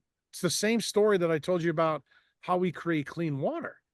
And when you actually think about what hemoglobin and chlorophyll are really doing fundamentally, they're acting like liquid crystals that are doing the same thing in us. And when you really take it to the next level, what is a mitochondria? Mitochondria is the most complex carbon-based crystal that really is doing the same thing that this guy Marcel's crystals were doing. Like mitochondria create the light that structure the water in our cells. That water becomes hugely important for all different parts of the system. And we just don't create UV biophotons endogenously. We're creating all types of spectral frequencies. And one of the things that I've said consistently, people, I have a belief that I believe that mitochondria actually can create coherent light, meaning laser light. And there's even some proof of that already in the literature. But the thing is, without a photomultiplier inside a cell, there's no way to prove, that inkling. But this guy's work, he found that the quartz crystal was able to make coherent light, like laser light from visible light spectrum. Crazier thing, he was able to power the crystal up by holding it in his own hand. So he's able to harness his own DC electric current to power the crystal up. Although it was clear that he found other ways of powering the crystal up so that we could use this. It got me thinking about the ancients. It got me thinking about pyramids. It got I me was thinking just about, thinking about that when you said that. I was thinking of ancient Egypt because I remember hearing something about crystals being used to harness energy. and I'm beginning to wonder if that's what they were doing. And when you look at the Great Pyramid of Giza and you look at the Sphinx, you notice that there's a lot of water damage around those structures. And, the story in centralized, anthropology is, well, there was no water. This is Sahara Desert. Well, we know that's bullshit. We know there used to be water there. How do we know that? Because when you drill down in the Sahara Desert, guess what you find? Seawater. We know it used to be an ocean. So that got me to start questioning, were these things on Earth remnants of a civilization way older than what we think, not 5,000 years. And were they harnessing this type of energy before we ever knew about it? And did something cataclysmic happen that caused us to lose a lot of this technology? Because I will tell you, it got me to thinking about the first part of this podcast, the people that are COVID injured from the vaccine, the people that now have frame shift mutations, the people that the industrial military complex have chosen to reduce their carbon. Could we actually use this technology to actually treat them? Because right now, I told everybody, my best knowledge is I think people are going to have to come inside the 20s to really offset the risk. Why? Because the mitochondrial genome, the software, the light show that it creates is what turns on and turns off the RNA and DNA. And if you have frame shift mutations and you have, gene therapy in your nucleus, the last thing you need is to turn it on. You need to keep it turned off. And the only thing I know that keeps it turned off is mitochondrial metabolism. And what do we know about mitochondrial metabolism? The TCA cycle doesn't work optimally unless you see the sunrise. And it works best where there's more light stability. So that's the reason why I keep telling people, if you're jab injured, you really need to get further south. Like staying in the United States is probably not the best idea. Staying in Europe, not the best idea. But the first thing I thought about today was, could this be a modus operandi, a new level of quantum biology where people may be able to use this guy's crystals to impart UV biophotons into them without being in the tropics? And obviously, I don't know if it's true, but I plan on talking to Cole Shanahan about it in a couple of days and say, hey, this is definitely something that we need to study in a decentralized research facility, because I guarantee you there's nobody in centralized science that wants to study this. Why? Because this would go absolutely after the franchise, in big pharma. This would go right to the core of, Rockefeller and electric, I should say the body electric. One of the beautiful things in the first 75 pages of that book, Becker makes it very clear that the Flexner report and Rockefeller is what got rid of vitalism and the study of electricity in biologic systems. And right now, the only guy that's really playing in that toolbox that's getting away with it is Michael Levitt. But he's having to dance around, interesting ways. He's picked up the baton from Becker, but he has to be really careful because he understands what happened to Becker. Becker was canceled by the U.S. Navy, the industrial military complex. That's why I said this story is so interwoven. And I don't think it's a better day to tell this story on September 11th, 2024, because when you see all these parts, you actually still see that nature is still innovating for silly talking monkeys who are willing to think. Like I said to Chantel, when I was listening to your podcast, I was like, the way you were rattling off this guy, and I just thought to myself, this guy is such a novice to have you on. And even the questions, like the answers you gave him, he didn't even know how to follow up with you. And you were so patient with him. My head was exploding listening to this. And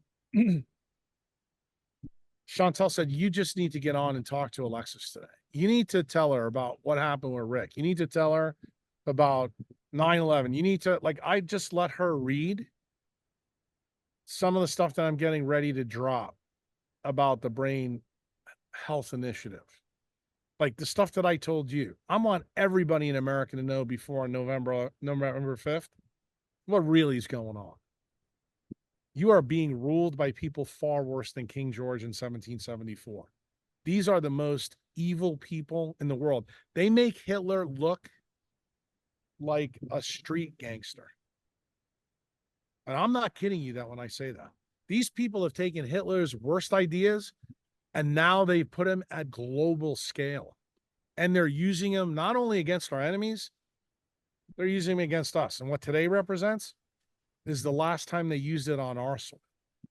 I think I probably could argue maybe COVID was, the next iteration of Operation Northwood. We may be on, 5.0 or 6.0 by now. But I need people to understand that this truly is the greatest story never told. When you sit down and examine this, you connect all these dots. These dots are not meant to be connected. Who came up with that idea? General Groves. Keep the smart people in their own silos. Make sure they don't talk to each other. That's why when I heard you talking to this guy, you may not like what I'm going to say, but you were too good to talk to him. And the thing is, when you did talk to him, it stimulated me to say, I need to talk to her about this. I need other scientists that you do know in the world to understand they need to begin to look at these things. Like, you have to have an open mind and don't worry about the outcome. Like, go where the science takes you and don't try to put your narrative onto that science. See what nature is trying to teach us. Because I really believe the reason why Rick sent me that is the same reason why I'm telling you. I think me seeing that and realizing there might be another answer for people that are vaccine injured is out there. I don't know if it's plausible. I think it's plausible, but I need to know, does it work? And we have a duty as scientists to study these things to see, can this be another tool in our armamentarium to help the public? Can we return the return on equity? Because the people that are in charge, they're doing everything possible to make us sicker. If you think they're going back to get us healthier so that we can make better decisions, so that two silly talking primates can get on a podcast like we're doing now and have this discussion, no, this is the worst thing in the world for them. Why? Because people are going to listen to me and you talk and they're going to go, bro, I didn't know some of this stuff. I didn't know how this stuff connected. They're really doing this. That's what is going on here. This really is tied to the Flexion report. All these presidents, they're all fucking criminals. That's the real reason they're trying. Look, any president that they've killed, there's a pretty damn good reason. They weren't good for the paradigm. That's McKinley. That's, I'd even say Nixon. They took Nixon out through Watergate. I mean, just realize Nixon got X'd out because he didn't follow the plan totally. And they trumped him up on charges with wiretapping a hotel room. Obama wiretapped a whole country. Snowden told us that. And today, Obama's having his third term with Joe Biden. He's working for his bosses in the industrial military complex. I don't think there's been ever a president who's been surgical in his strikes more than Obama against the people of the United States. The only person I would say that gives him a run for his money is George W. Bush and maybe George H. Bush. I think Biden is just another term for Obama. I think Clinton was completely captured because of his sexual issues, and I think he was tied up not only with the industrial military complex, but with Epstein and the Mossad. That's the reason why when everybody went into Epstein's house in New York, what did we find? We found Bill Clinton dressed in a Monica Lewinsky's blue dress overneath the mantle. Well, if that doesn't tell you something nefarious is going on between the Central Intelligence Agency of another country and the executive branch, I don't know how dumb you got to be. It's really funny you brought that up because I was going to ask you, a few months ago, I found out that Ghislaine Maxwell's father is the one who started the scientific journal industry. And I wanted to ask your opinion on how that fits into the story. I mean, it clearly fits into the story, the way the scientism and the industry of science has grown. Well, you know exactly how it goes because guess what? I told you how the idea started. See, if you start with Maxwell and you jump down, the Epstein rabbit hole, guess what you're going to do? You're going to go immediately to sex stuff and pedophile stuff. You miss the bigger story. You need to realize that Maxwell was weaponized by the British intelligence agency. Do you know, not that I thought we were going to go down this path, but do you know where the idea came up for all this stuff? Came from British intelligence in 1921. It's called Tavistock. Tavistock was MI6 before it was MI6. And Tavistock is in huge bed with OSS and the CIA and the FBI. So these are the people. Remember who the Maxwells are. They're dual passport citizens of Israel and the UK. So it makes total sense why this happens. And I would just tell you, they're another chapter in the MK Ultra story. Why? How do you mind control professional, silly talking monkeys like me and you? That's how you do it. And the thing is, now you understand why you're about the only person I can't get angry and mad with, because you get it. You've got it. You've put pieces together. It's like when you said this morning in the podcast, I can't believe he's never crashed into me before now. Well, Alexis, I'm going to tell you the reason why. It was by design. We're not designed. You see the disdain I have for food gurus and people in your world, because my disdain is you don't cross pollinate. And here you trip over it. You fall into it. And how did it happen? Again, Rick Rubin. Rick Rubin decides to do a podcast, and all of a sudden Alexis falls into it. It's very similar to the story Rick Rubin did this morning. The dude doesn't know anything about science, but boy, he's entangled to Jack Cruz. Why? Because I helped him get healthy. And that's, I think, the bigger story here, that I think people who we are entangled with, those are the people that I think are really going to change the world. I think that's what's going on with Bobby. I think it's what's going on with Nicole. I think now they've actually infected Trump. I think Trump is less of a useful idiot than he used to be. And I think he now knows, the barbarians are inside the gate. Like, I'm still amazed at the people that he put in charge of, like, the Treasury. I'm like, a Goldman Sachs guy? I mean, dude, give me a break. And the fact that he never fired Fauci, and the fact that he put that idiot Sessions as, the attorney general. I mean, literally, it took him 2 days to screw Trump in the ass. Like, these guys had a concerted effort right from the beginning to make his life miserable as president. Boy, did they.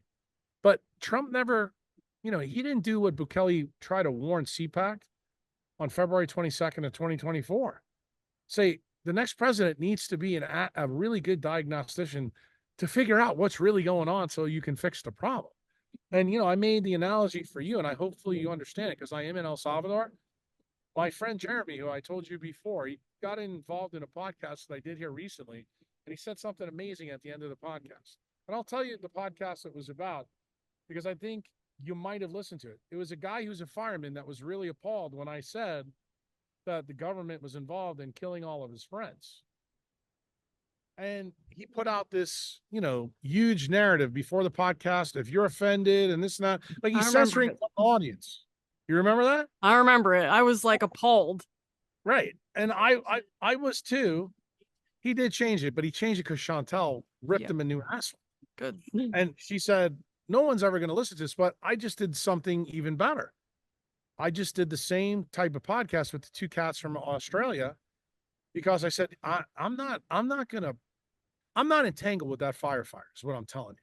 But these two Australian cats, two young guys who also don't know shit about Bitcoin, I'm entangling with you. I'm sharing these ideas with you, because if I get fucking X'd out, I want the world to know really what the fuck's going on, because I know that your generation, both in science and in finance, you guys are eventually going to come together. Like, you go listen to what I said to the kids in Prague, the Bitcoin conference. I showed them, here's 3 boomers. They all died because of technology and transhumanism, and they are all billionaires. I mean, if that's the life that you think is fucking epic, then you're an idiot.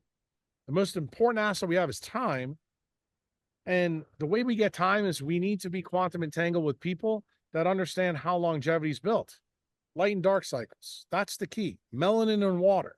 All those levels of the things that we're talking about here. And you need to realize that civilization, our families, our society, our ideologies, those are all things that uncouple those cycles. That's really what this podcast was about. Talking about understanding how the environment, like, I am not entangled to anybody in Washington, D.C. Truth be told, if they were on fire, I wouldn't piss on them at all. Like, I fucking hate them more than you could ever imagine. I actually feel better about Adolf Hitler and King George than I do about the current government. Do you know how radical that's going to sound to people? Like, if you make the mistake the firefighter did and cut that little piece and put that on your podcast, everybody like, I'm not listening to this guy. It's crazy. But when you listen to the first context. Yeah. the first hour and a half, you go, oh, well, now It's I know true. why he's actually saying it. And then people are going to say, well, I didn't know Werner von Braun got us to the moon and he used to be a Nazi scientist. Like, people are going to be like, I didn't know that Eisenhower built the interstate system because he got the idea from the Hitler and invading Europe and Normandy. Like, yeah, like even the worst people in history. I'm even going to tell you, the people in Washington, D.C., they have a lesson to teach us. You know what the lesson is, Alexis? Remember this after Jack's long gone. Fix science. They fucked it up. Fix it. You know it's broken. I know it's broken. The fix is going to require people who are good diagnosticians, not like the guy that you talked to on the podcast. I love the fact that you have patience that I can't have. It's probably because I'm too old and I've dealt with too many idiots for too long. I don't want any half truths. I want straight, distill the message down, give me the mana because I don't have much time left. That's the truth. That's how I feel. And when people have me on a podcast and say, hey, let's talk about soybeans, and let's talk about seed oil, I don't want to talk about that. I want to talk about how we get control back of science, how we get to the truth, how we get the return on equity to improve the public's health, to eliminate these chronic diseases for once and all. Why? Because when you're not sick, you become productive to the country. Then we can start building these beautiful statues again that no longer exist in the United States. You realize that the people in the part of the Uniparty, the Antifa people, they are spray painting our statues. Do you remember what happened 10 years ago? Oh, Mitch Landrieu in New Orleans takes down all the Confederate statues. Okay, I get that that's a problem, but those statues were beautiful. Like, cities need artwork in them so that people can see we have the ability to create beauty. It may mean something to somebody else. That's fine, but put it fucking somewhere where you can at least see it. Now, in Lee Circle in New Orleans, you have this giant pedestal that looks like a big dick. I'm not kidding you. Modern art does look like a bunch of phalluses typically, or just garbage. Did you see the new piece of artwork? I use it in my Palestra society talk. It's in Boston. It looks like a giant dick, and it's not. I actually use that in my Palestra talk. But that's what I'm saying. Like, when you have a guy like Coons sell the new owner of the New York Mets, Stevie Cohen, a stainless steel dog for $40 million. If that doesn't tell you that we're being dumbed down by MK Ultra, I don't know what does. And the fact that art critics thinks that that's a good idea. It's the same reason I've got some members who think s'mores are a good idea. They think that that is some kind of really amazing French creation of pastry. No, it is a creation of the food pyramid that Nixon brought to us with Hugh McGovern. And anybody who thinks that's a good idea, it's the same argument I give you about the Eiffel Tower. Most people don't even know the guy that Eiffel went up against was going to build a stone column there for the World's Fair. And you know what it was called? The House of the Sun. And guess who they picked? They picked Eiffel. They picked the fucking ugliest thing. You know, the people, when the Eiffel Tower opened, the people of Paris, you know what they said? This is the ugliest fucking thing in our country. I can't believe you did this. Today, now it's iconic. Why? Because everybody's been dumbed down for 120 years by Marconi and Tesla's AC power grid. Now we think it's a good thing. There's no creativity anymore. Why? Because they're degrading our melanin sheets. We actually think a stainless steel dog in the Eiffel Tower are better than Michelangelo's David. That is fucking crazy. That is absolutely crazy. And people need to see how these things are all connected. It's science. It's science gone awry. And it's gone awry because we have an industrial level global terrorist group importing that digitally and through nanotechnology, through transhumanist ideas. They're everywhere around us. Does the Vatican fit into this at all? Of course. So now, more to your Bitcoin education. I'm going to ask you a question, and don't get embarrassed if you don't know the answer. Okay. Because one of the girls sitting here listening to this didn't know. She asked me last night, Do you know what a alloidial money is, or alloidial property? I have no idea.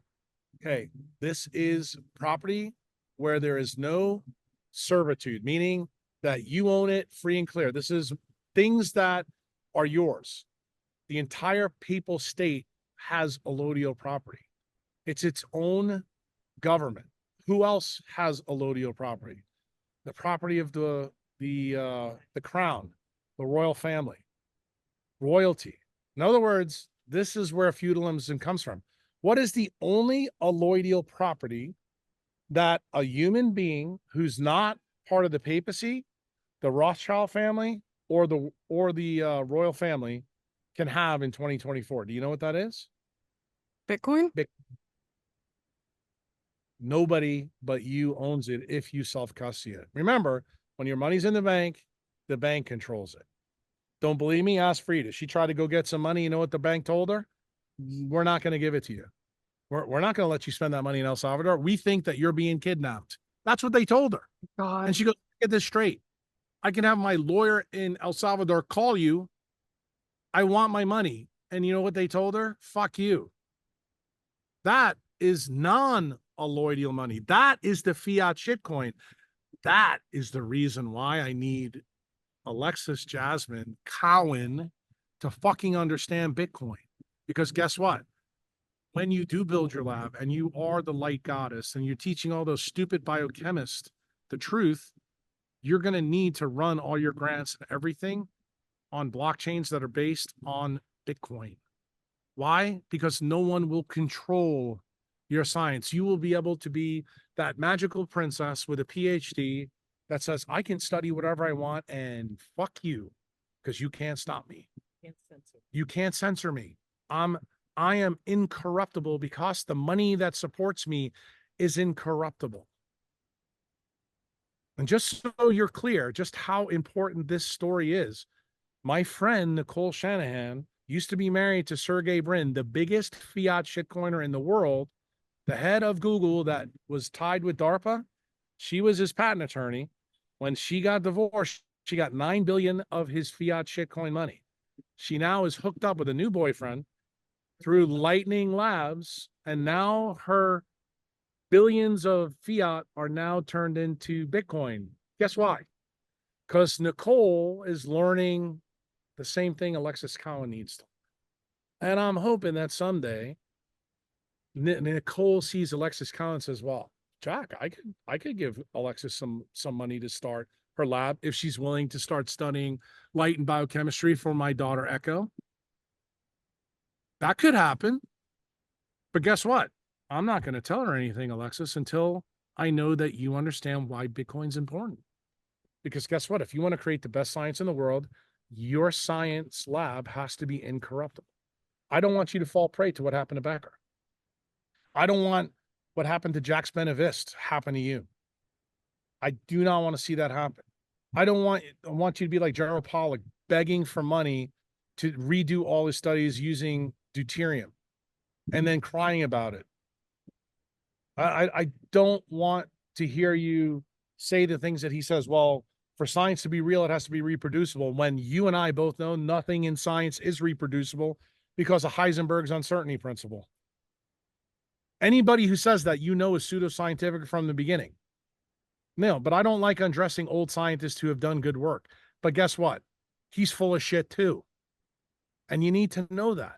We need you. If he's not going to do it, we need you to do it. We need you to repeat his water studies and use deuterium depleted water and find out that the dielectric constant really is a big deal because it changes the refraction.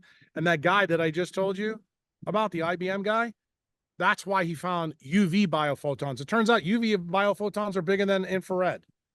All Jarek Pollux wants to tell everybody, oh, infrared light makes the EZ real big and it's great. Well, I got a funny feeling that the UV part of light is a way bigger effect on water. I believe that because of Montagnier's 2009 paper, and I believe it because of what I told you today about these crystals in quartz. But guess what? I have no faith that any of the scientists that I talk to are ever going to do fucking real science like this. So that's the reason I told Chantal to call you. I was like, I promise you, when I get done with you, you're going to be less sick than you think. You're going to be fired up. There's a I am. there's a lot of meat on this bone.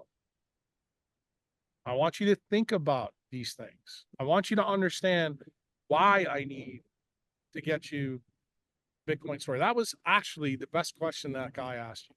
You know, I pounded on him a lot here, but I have to be honest with you. When he asked you that question, then he followed up with the spirituality question. I actually thought that he should have cut the rest of the podcast and just put those two things on, because the rest of the podcast, he really looked dopey. Like, I would never hire that guy to do anything for me. And when I heard he lived in Jersey, it kind of made sense, but that's another point. But the cool part was you were the rock star.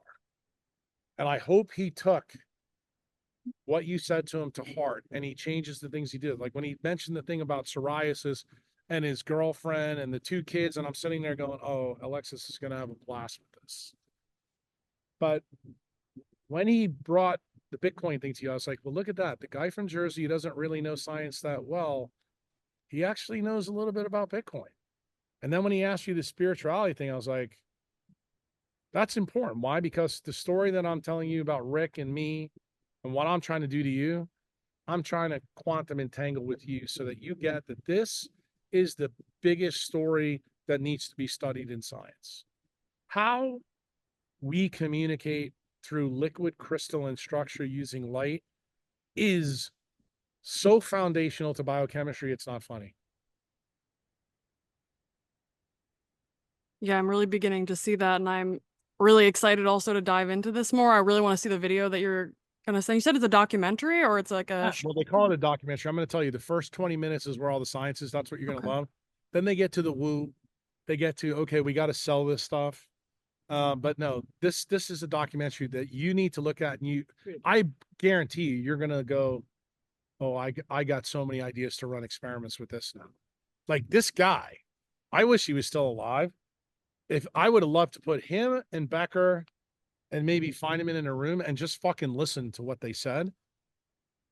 I bet you we could have solved top 10 problems in the world, because it's a big deal. This is a really, really big deal.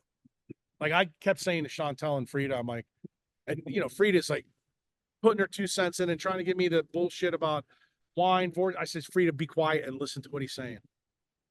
I said, it's in between his words where the science is. Subtract the woo out. What this guy just did, he actually found how to put UV light in water utilizing a crystal. That's exactly what chlorophyll does. That's exactly what hemoglobin does, except we do it more complex. And then I said, do you know where silicon is on the periodic table? It sits right below carbon. It's in the same fucking group. I'm like, this is nature whispering in my ear through Rick Rubin saying, bro, you want to know why Montaigne was right? Here's the answer. Dude, I'm just telling you. When I said to Huberman, I said, I cannot believe that you don't know about the onion root experiment. I can't believe you don't know about UV biophotons. We know UV biophotons are everywhere. And I'm telling you right now, okay, now we got an optical photonic switch that can move UV biophotons with no connection at all into water. That's why water is fucking amazing. It's not the story that's in Pollock's book. It's this story. This story here, holy fuck. I couldn't believe it when I saw it. I felt like an idiot. And guess what happens? My music producer friend, a non-scientist. So just remember, here's a big lesson. You can get really good ideas from anywhere in the universe, but guess what happens? Ideation without execution leads to deletion of every good idea. I'm probably too fucking old to do these experiments, but I'm not too old to get you the money to do them. And what's today's date? 11th? 4 days, I'm going to talk to a billionaire. I'm going to see if I can get you some money. Wow. well, I'm very down to start my lab ASAP and really get to the bottom of this stuff. I think we don't have any time to lose. I really feel a sense of urgency. I don't know if you also feel a sense of urgency kind of building over these next few months, and it's been like all year like this. So the faster we can get a move on, I think the better. Well, I mean, let's put it this way. Um, if Kamala wins, science goes back to the dark ages. That's effectively what happens. The only thing that we have to do is I would say Bukele becomes like the Muslims, during the dark ages. When the Library of Alexandria goes bye-bye, if it wasn't for the Muslim clerics that kept mathematics and science alive, we would never have the things that we have now. And huh? Yeah, well, I can't tell her that, but that's what Nicole's ready to tell. I'm kind of building the Library of Alexandria right now. Nobody knows about it, but it's about this, but it needs to be housed in a place that is not being eaten up by this global MS-13 cabal that lives in the United States. I bet the quartz crystals with the UV light was probably in the Library of Alexandria. Oh, I don't think there was any doubt. And I think part of the reason why that's a big deal, I mean, think about where the Library of Alexandria is and where it is in relation to some of the ancient civilizations. Yep. I don't think, there's a lot of mysteries out there that I don't really talk about. Like, what is it? Göbekli Tepe, the place in Turkey. Oh, Göbekli Tepe, yeah. And, and then you go see like the forest of things under the water in the Mediterranean and by Japan, and you see these huge monolithic blocks, and you're like, well, if we think the blocks were made here and there, I'll give you another one that's close to me. In Costa Rica, they have these little things that look like pitcher's mounds, and they're round balls. You only see the top. So the people in Costa Rica started digging them all out. You know what they are? They're perfect stones. Like, they have to be manufactured. Wow. Because they're perfect. They're everywhere in Costa Rica. But here's the funny part. You can't carbon date them because they're made out of rock. Mm. They have no organic things on them. So we have no earthly idea why they're there. And it's clear they were buried in the earth. Whoa. And, these are the kind of things in science that this tells you that whoever the fuck put them there for a reason. And it's our duty as scientists to figure out why. Like, I've always been amazed. The pyramids, everybody wants to think it's like an architecture thing. I'm like, no. There's got to be something to this. And all the weather erosion on the outside, people think that's like sandstorms. I'm like, bro, you can look at a picture from an aerial view. Those look like waves that knocked off the surface. And then you look at the Sphinx and it looks the same way. It looks like it was underwater. Then there's another Sphinx in Pakistan that looks completely underwater as well. And you kind of go, that whole bullshit story that's in all the Bible about, was there, a big flood? Well, maybe there was. Maybe it didn't go down the way the Bible tells it, but I got news for you. Something happened. Something happened at a scale, kind of like the scale that I gave you before about how all these pieces fit together. Somebody in science needs to get their head out of their ass and start studying this stuff, because this stuff is interesting. And I got a funny feeling it's probably tied to us being able to harness the energy of the sun and the earth and not have to worry about, utilizing oil and gas and, drilling for things and doing this. I mean, wouldn't it be amazing if we're able to pick up, some crystals and figure out how to harness their power, and we could recharge them, by putting them in some kind of, I don't know, volcanic cylinder, let the earth recharge it up. I mean, it sounds, kind of completely psychotic, but the crazy thing is the mechanism is actually there now. So it needs to be studied. Yeah, I mean, especially in the world of like everything being green and climate friendly or whatever, like what's more climate friendly than that? We need to be studying that. Right. Well, we can't, because guess what? All the centralized powers got their money in. I mean, remember who the guys that really killed JFK were?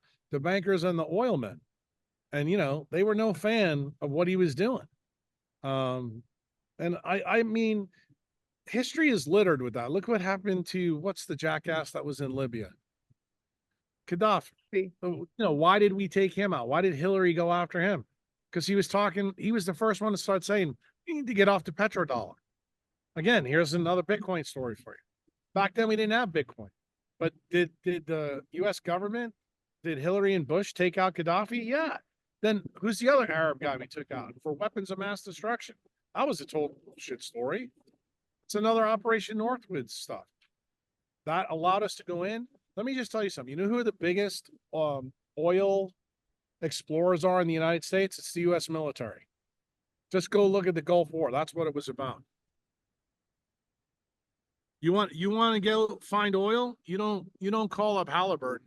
You call up the U.S. military. And don't you think that Dick Cheney, you know who used to be CEO of Halliburton? How do you like that?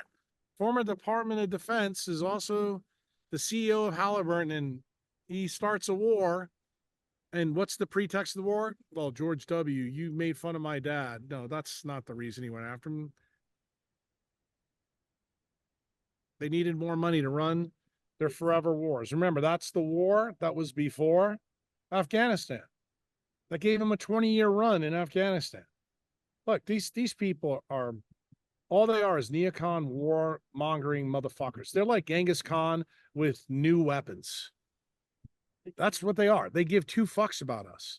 They just want to keep doing what they're doing. We got to put a stop to them. We got to. They've stolen our science from us. What about like the chemtrails and the sun blocking threats? Think about it. Who wants to block the sun? Gates. What does he have in common? Dermatologist, ophthalmologist. It's all about profits. What does it come back to? But remember what you said to me. You didn't say it to me. You said it to the other guy.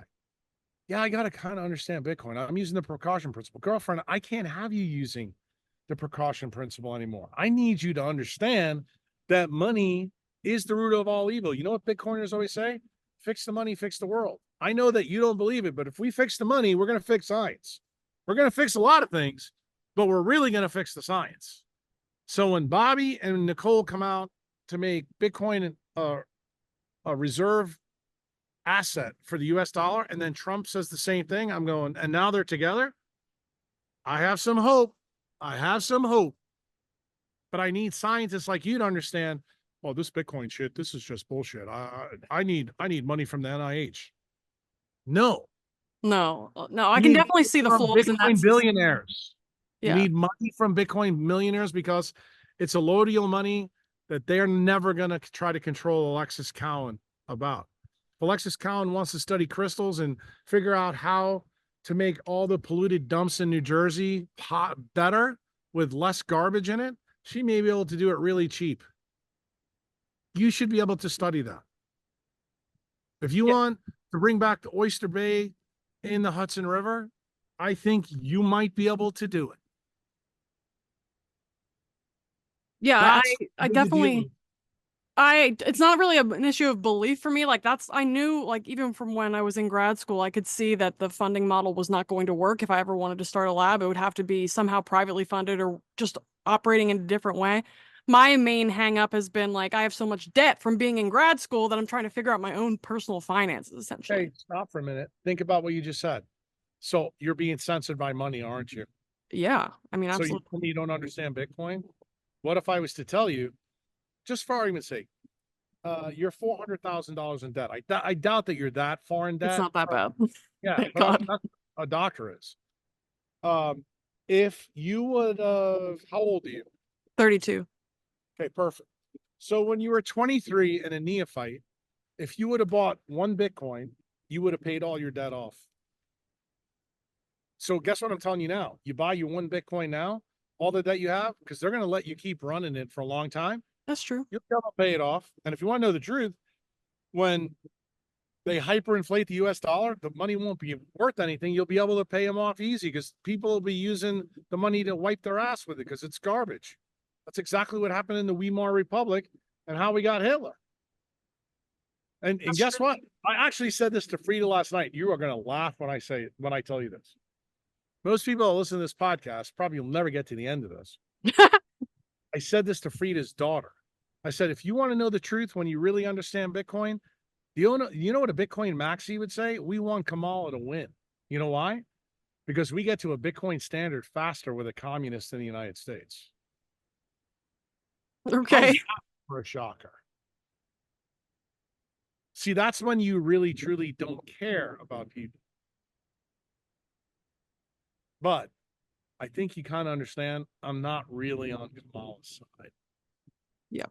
Kamala she represents the facade of the deep state, of the industrial military complex. She is the modern iteration of General Groves.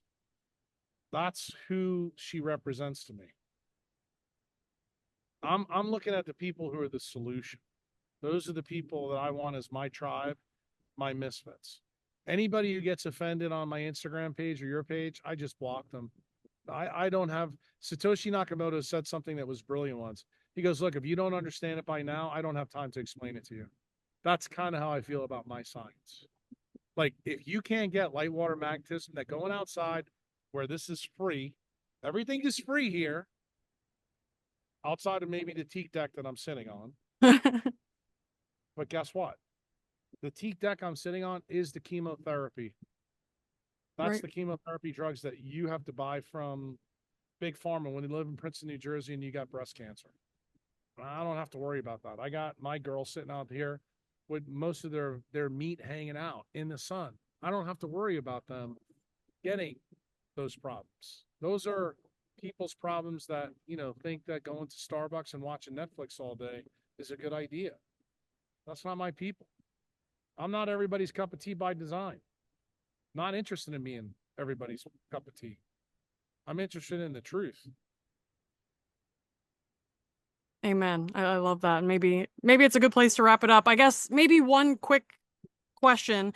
If somebody wants to learn about Bitcoin, what is like your top 1 or 2 resources to learn more? It depends because there's a lot of different aspects about Bitcoin. I would tell you, I think one good way is probably through the YouTube videos. Like the people that I would tell you to follow for like wallets and cold storage, things like that. BTC Sessions. He's a guy from Canada. He's spectacular. If you want to learn about the culture of Bitcoin, he's a little bit of a wackadoodle, but he's a good guy. British Hodl. He is a pretty interesting cat. You'll never be able to learn probably Bitcoin from him because he doesn't do enough podcasts, but American Hodl is a really good guy. Like if you hear him on any podcast, one of the podcasters that I think does a great job is Preston Prish. He's on YouTube. He's also on Twitter. I actually think that you need to become a much bigger part of Twitter, especially with Bitcoin Twitter. Why? Because I'm kind of hoping that you realize, and this is the engine that's going to power your lab. You're not going to find Bitcoiners on Instagram. Instagram is for low agency, low dopamine people who need that dopamine hit. That's part of the reason why I'm not interested that much in Instagram. Plus, I hate Meta and I hate Zuckerberg. Yeah. Yeah. Yes. Simply Bitcoin is another good podcast. Yeah. Bitcoin Frontier, Bitcoin Beach. I'd also tell you, I think you coming down and meeting the people here, and spending some time, but physically learning about Bitcoin, like from the poor people that are using it at Bitcoin Beach, when you see how they went from being poor to really wealthy really quick. Oh yeah, Jack Maulers. If you're not following him on Twitter, I mean, Michael Saylor. You want to know, how did I forget about him? Michael Saylor is probably the best way for you to learn about Bitcoin. Why? He just did an unbelievable interview with CNBC. It was 15 minutes. He had what's the girl, Becky Quick and Sorkin. Both of them, just so you know, are young leaders in the World Economic Forum. So they hate fucking Bitcoin. They're basically communists who work for NBC, who are also driven by communists. And Saylor took them apart, like showed them how Saylor in 4 years went from a stupid little company on the NASDAQ to now he's outperformed NVIDIA, which is the best stock in the world. And what did he tell them? I just put Bitcoin on my balance sheet and we're off to the moon. When you see that, then you're going to go, because Saylor's going to teach you. He's got a series through his Bitcoin initiative that you could listen to. I think he did it with Robert Breedlove. It's free. It doesn't cost you anything. He basically tells everybody, if you are a dentist or a doctor or a PhD and you're in debt, put Bitcoin on your own balance sheet and watch what happens. You won't be in debt very long. In 3, 4, 5 years, it'll be wiped out. And then when you see it, you're going to go, okay, if this guy did it as a CEO of a company, I could get rid of my debt this way, but then I could actually fuel my lab so that I can really do cool stuff. Yeah. Jack Mahler's Chantal screaming. You need to follow Jack Mahler's on Twitter. Not only that, Jack does make it simple. Any Twitter stuff that he does a video on, he just did a Twitter like little interview. It was like 2-3 minutes long with a guy named Peter Schiff, who's a gold bug. If you listen to what he said to this guy, you're gonna go, oh, this guy he's my spirit out. Okay. He's 30 years old, so he's 2 years younger than you. And when you find out his backstory, you're really gonna love him, because he wrote the constitutional amendment for Bukele for Bitcoin legal tender here in El Salvador. Wow. But his dad is the former CBOT trader in Chicago. This kid, when he was a kid, told his dad, I'm going to put you out of business. He goes, you are going to operate on Bitcoin rails. He lives a total Bitcoin life. He doesn't use fiat money for anything. You would love this guy. He sounds amazing. Does he do podcasts? I'd love to invite him on. Yeah. Oh, yeah. He did a podcast with Jack Dorsey not that long ago that was really good, from Costa Rica. But he does a lot of stuff. Just follow him on Twitter. And I would even tell you, send him a DM, tell him who you are, tell him you're a friend of mine. Me and Jack spent 20 minutes talking at Bukele's inauguration.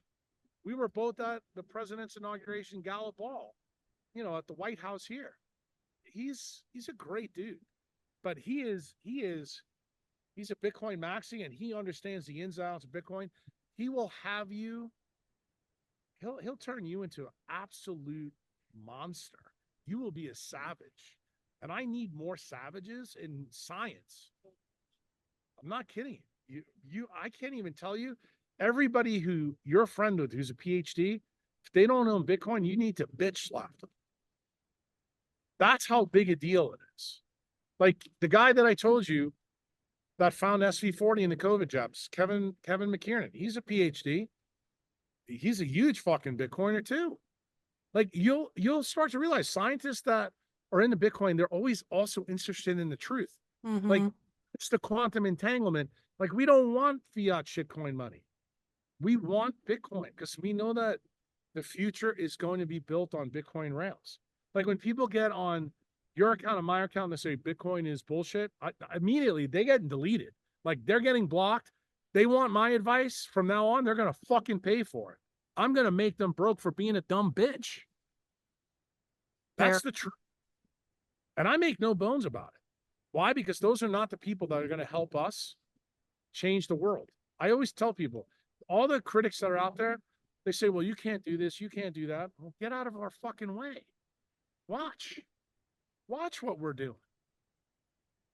You can laugh, you can make fun, you can do whatever you want. I'm all about that. I got plenty of fucking arrows in my back. It doesn't bother me in the least. Why? Because I don't give two fucks what anybody thinks. I like my brain better than your brain. So guess what? I'm going to listen to me. I like me some me. My goal is to take what's in me, just like the crystal, and put it in your water. Put it in her water. I want to be the biggest viral contagion this planet's ever seen. I want to send you good ideas. I want to send you ideas that aren't Rockefeller's ideas, that aren't GLP-1 drugs like Ozempic. I want to tell you the story about why the FDA really put sucralose in everything. It stimulates GLP-1, and they knew that Big Pharma needed a market, so they created a market before they came out with Ozempic. That's the reason they banned my TED Talk. Oh, look at that little bomb at the end of the podcast. That is what we're fighting. We are fighting a captured government. It is a caged animal, and we are the Paul Reveres. The musket you have now, Alexis Cowan, is Bitcoin. That's what you have. That's how you shoot the government. You take their energy source away. That is fiat money. Don't run on fiat money. If you do, you're not going to run very well. Well, on that note, I'm going to go buy some more Bitcoin. I feel very motivated. And we keep it on an external wallet. Is that also what you recommend, right? Yeah, I would tell you what you need to do. You don't have to put it in cold storage right away. But I think when you get up to a certain amount of money, everybody has their own opinion. I think when you get up to 10 grand, then you start moving it, to something that's secure. if you really want a good option, I'll tell you, this is what I tell my members. I just did a podcast with them yesterday. They were the last guys I did. It's called Unchained Capital. The CEO is Parker Lewis. Parker, I, and Michael Saylor had dinner in Prague together. Okay. And Parker runs Unchained Capital. You contact him on Twitter and you tell him, hey, look, Jack told me to get in contact with you. He'll probably hook you up with Joe Burnett, and they will help you do your cold storage. Okay. I promise you they will help you do it, because I'll call them fucking as soon as I get finished with this podcast and tell them, when this girl calls you, you take care of her. Okay. Thank you. I appreciate it. That's all you have to do. I'm ready. I'm so ready. Got it? I'm so done. Between the debates last night and just all of the fuckery, I'm just so done with it all. Ready to be just fully sovereign and not shackled to this broken ass system. Look, I got news for you. I said this many, many times. I've told you this, I think, the first podcast we did. We're all black slaves on the plantation, except now none of us need black skin. We're all economic slaves. Mhm. COVID was a compliance test for the coming economic reset. I'm trying to make the case to you that every single problem that me and you have had in our careers always comes back to shitcoin money. Always. There's nothing that doesn't. The problem is the idiots that you educate, I educate, they think that we're completely fucking psychotic until they see this story. The reason they can't see the story is all their five senses have been degraded by all the things they're addicted to. And they think it's crazy for Jack to sit out in the sun all day. Oh, Alexis, you said you felt sick before this. You sat outside to charge your crystals up. You just did a podcast with me. Now you're even more charged up. And we did it over the internet. So guess what? We actually just did Montagnier's experiment, didn't we? El Salvador to New Jersey over the internet. We transferred some energy, didn't we? Mm-hmm. So guess what? When you put this out, I'll send this to Rick Rubin and we'll see what he says about that little ending. Sounds good. I'm gonna actually put it up tonight too. I like right, the fast perfect. turnover, so I'm I appreciate you so much. Thank you. I'm going to tell you, make a little vignette in the beginning about the end, what we just said, so Rick can see it in the beginning. I got it. I'm on it. I'm on it. I'll go do All that right. right away. Thank you so much. All As right, take always, I care. really appreciate it. You have a great day. All right, you too. Bye. Bye-bye.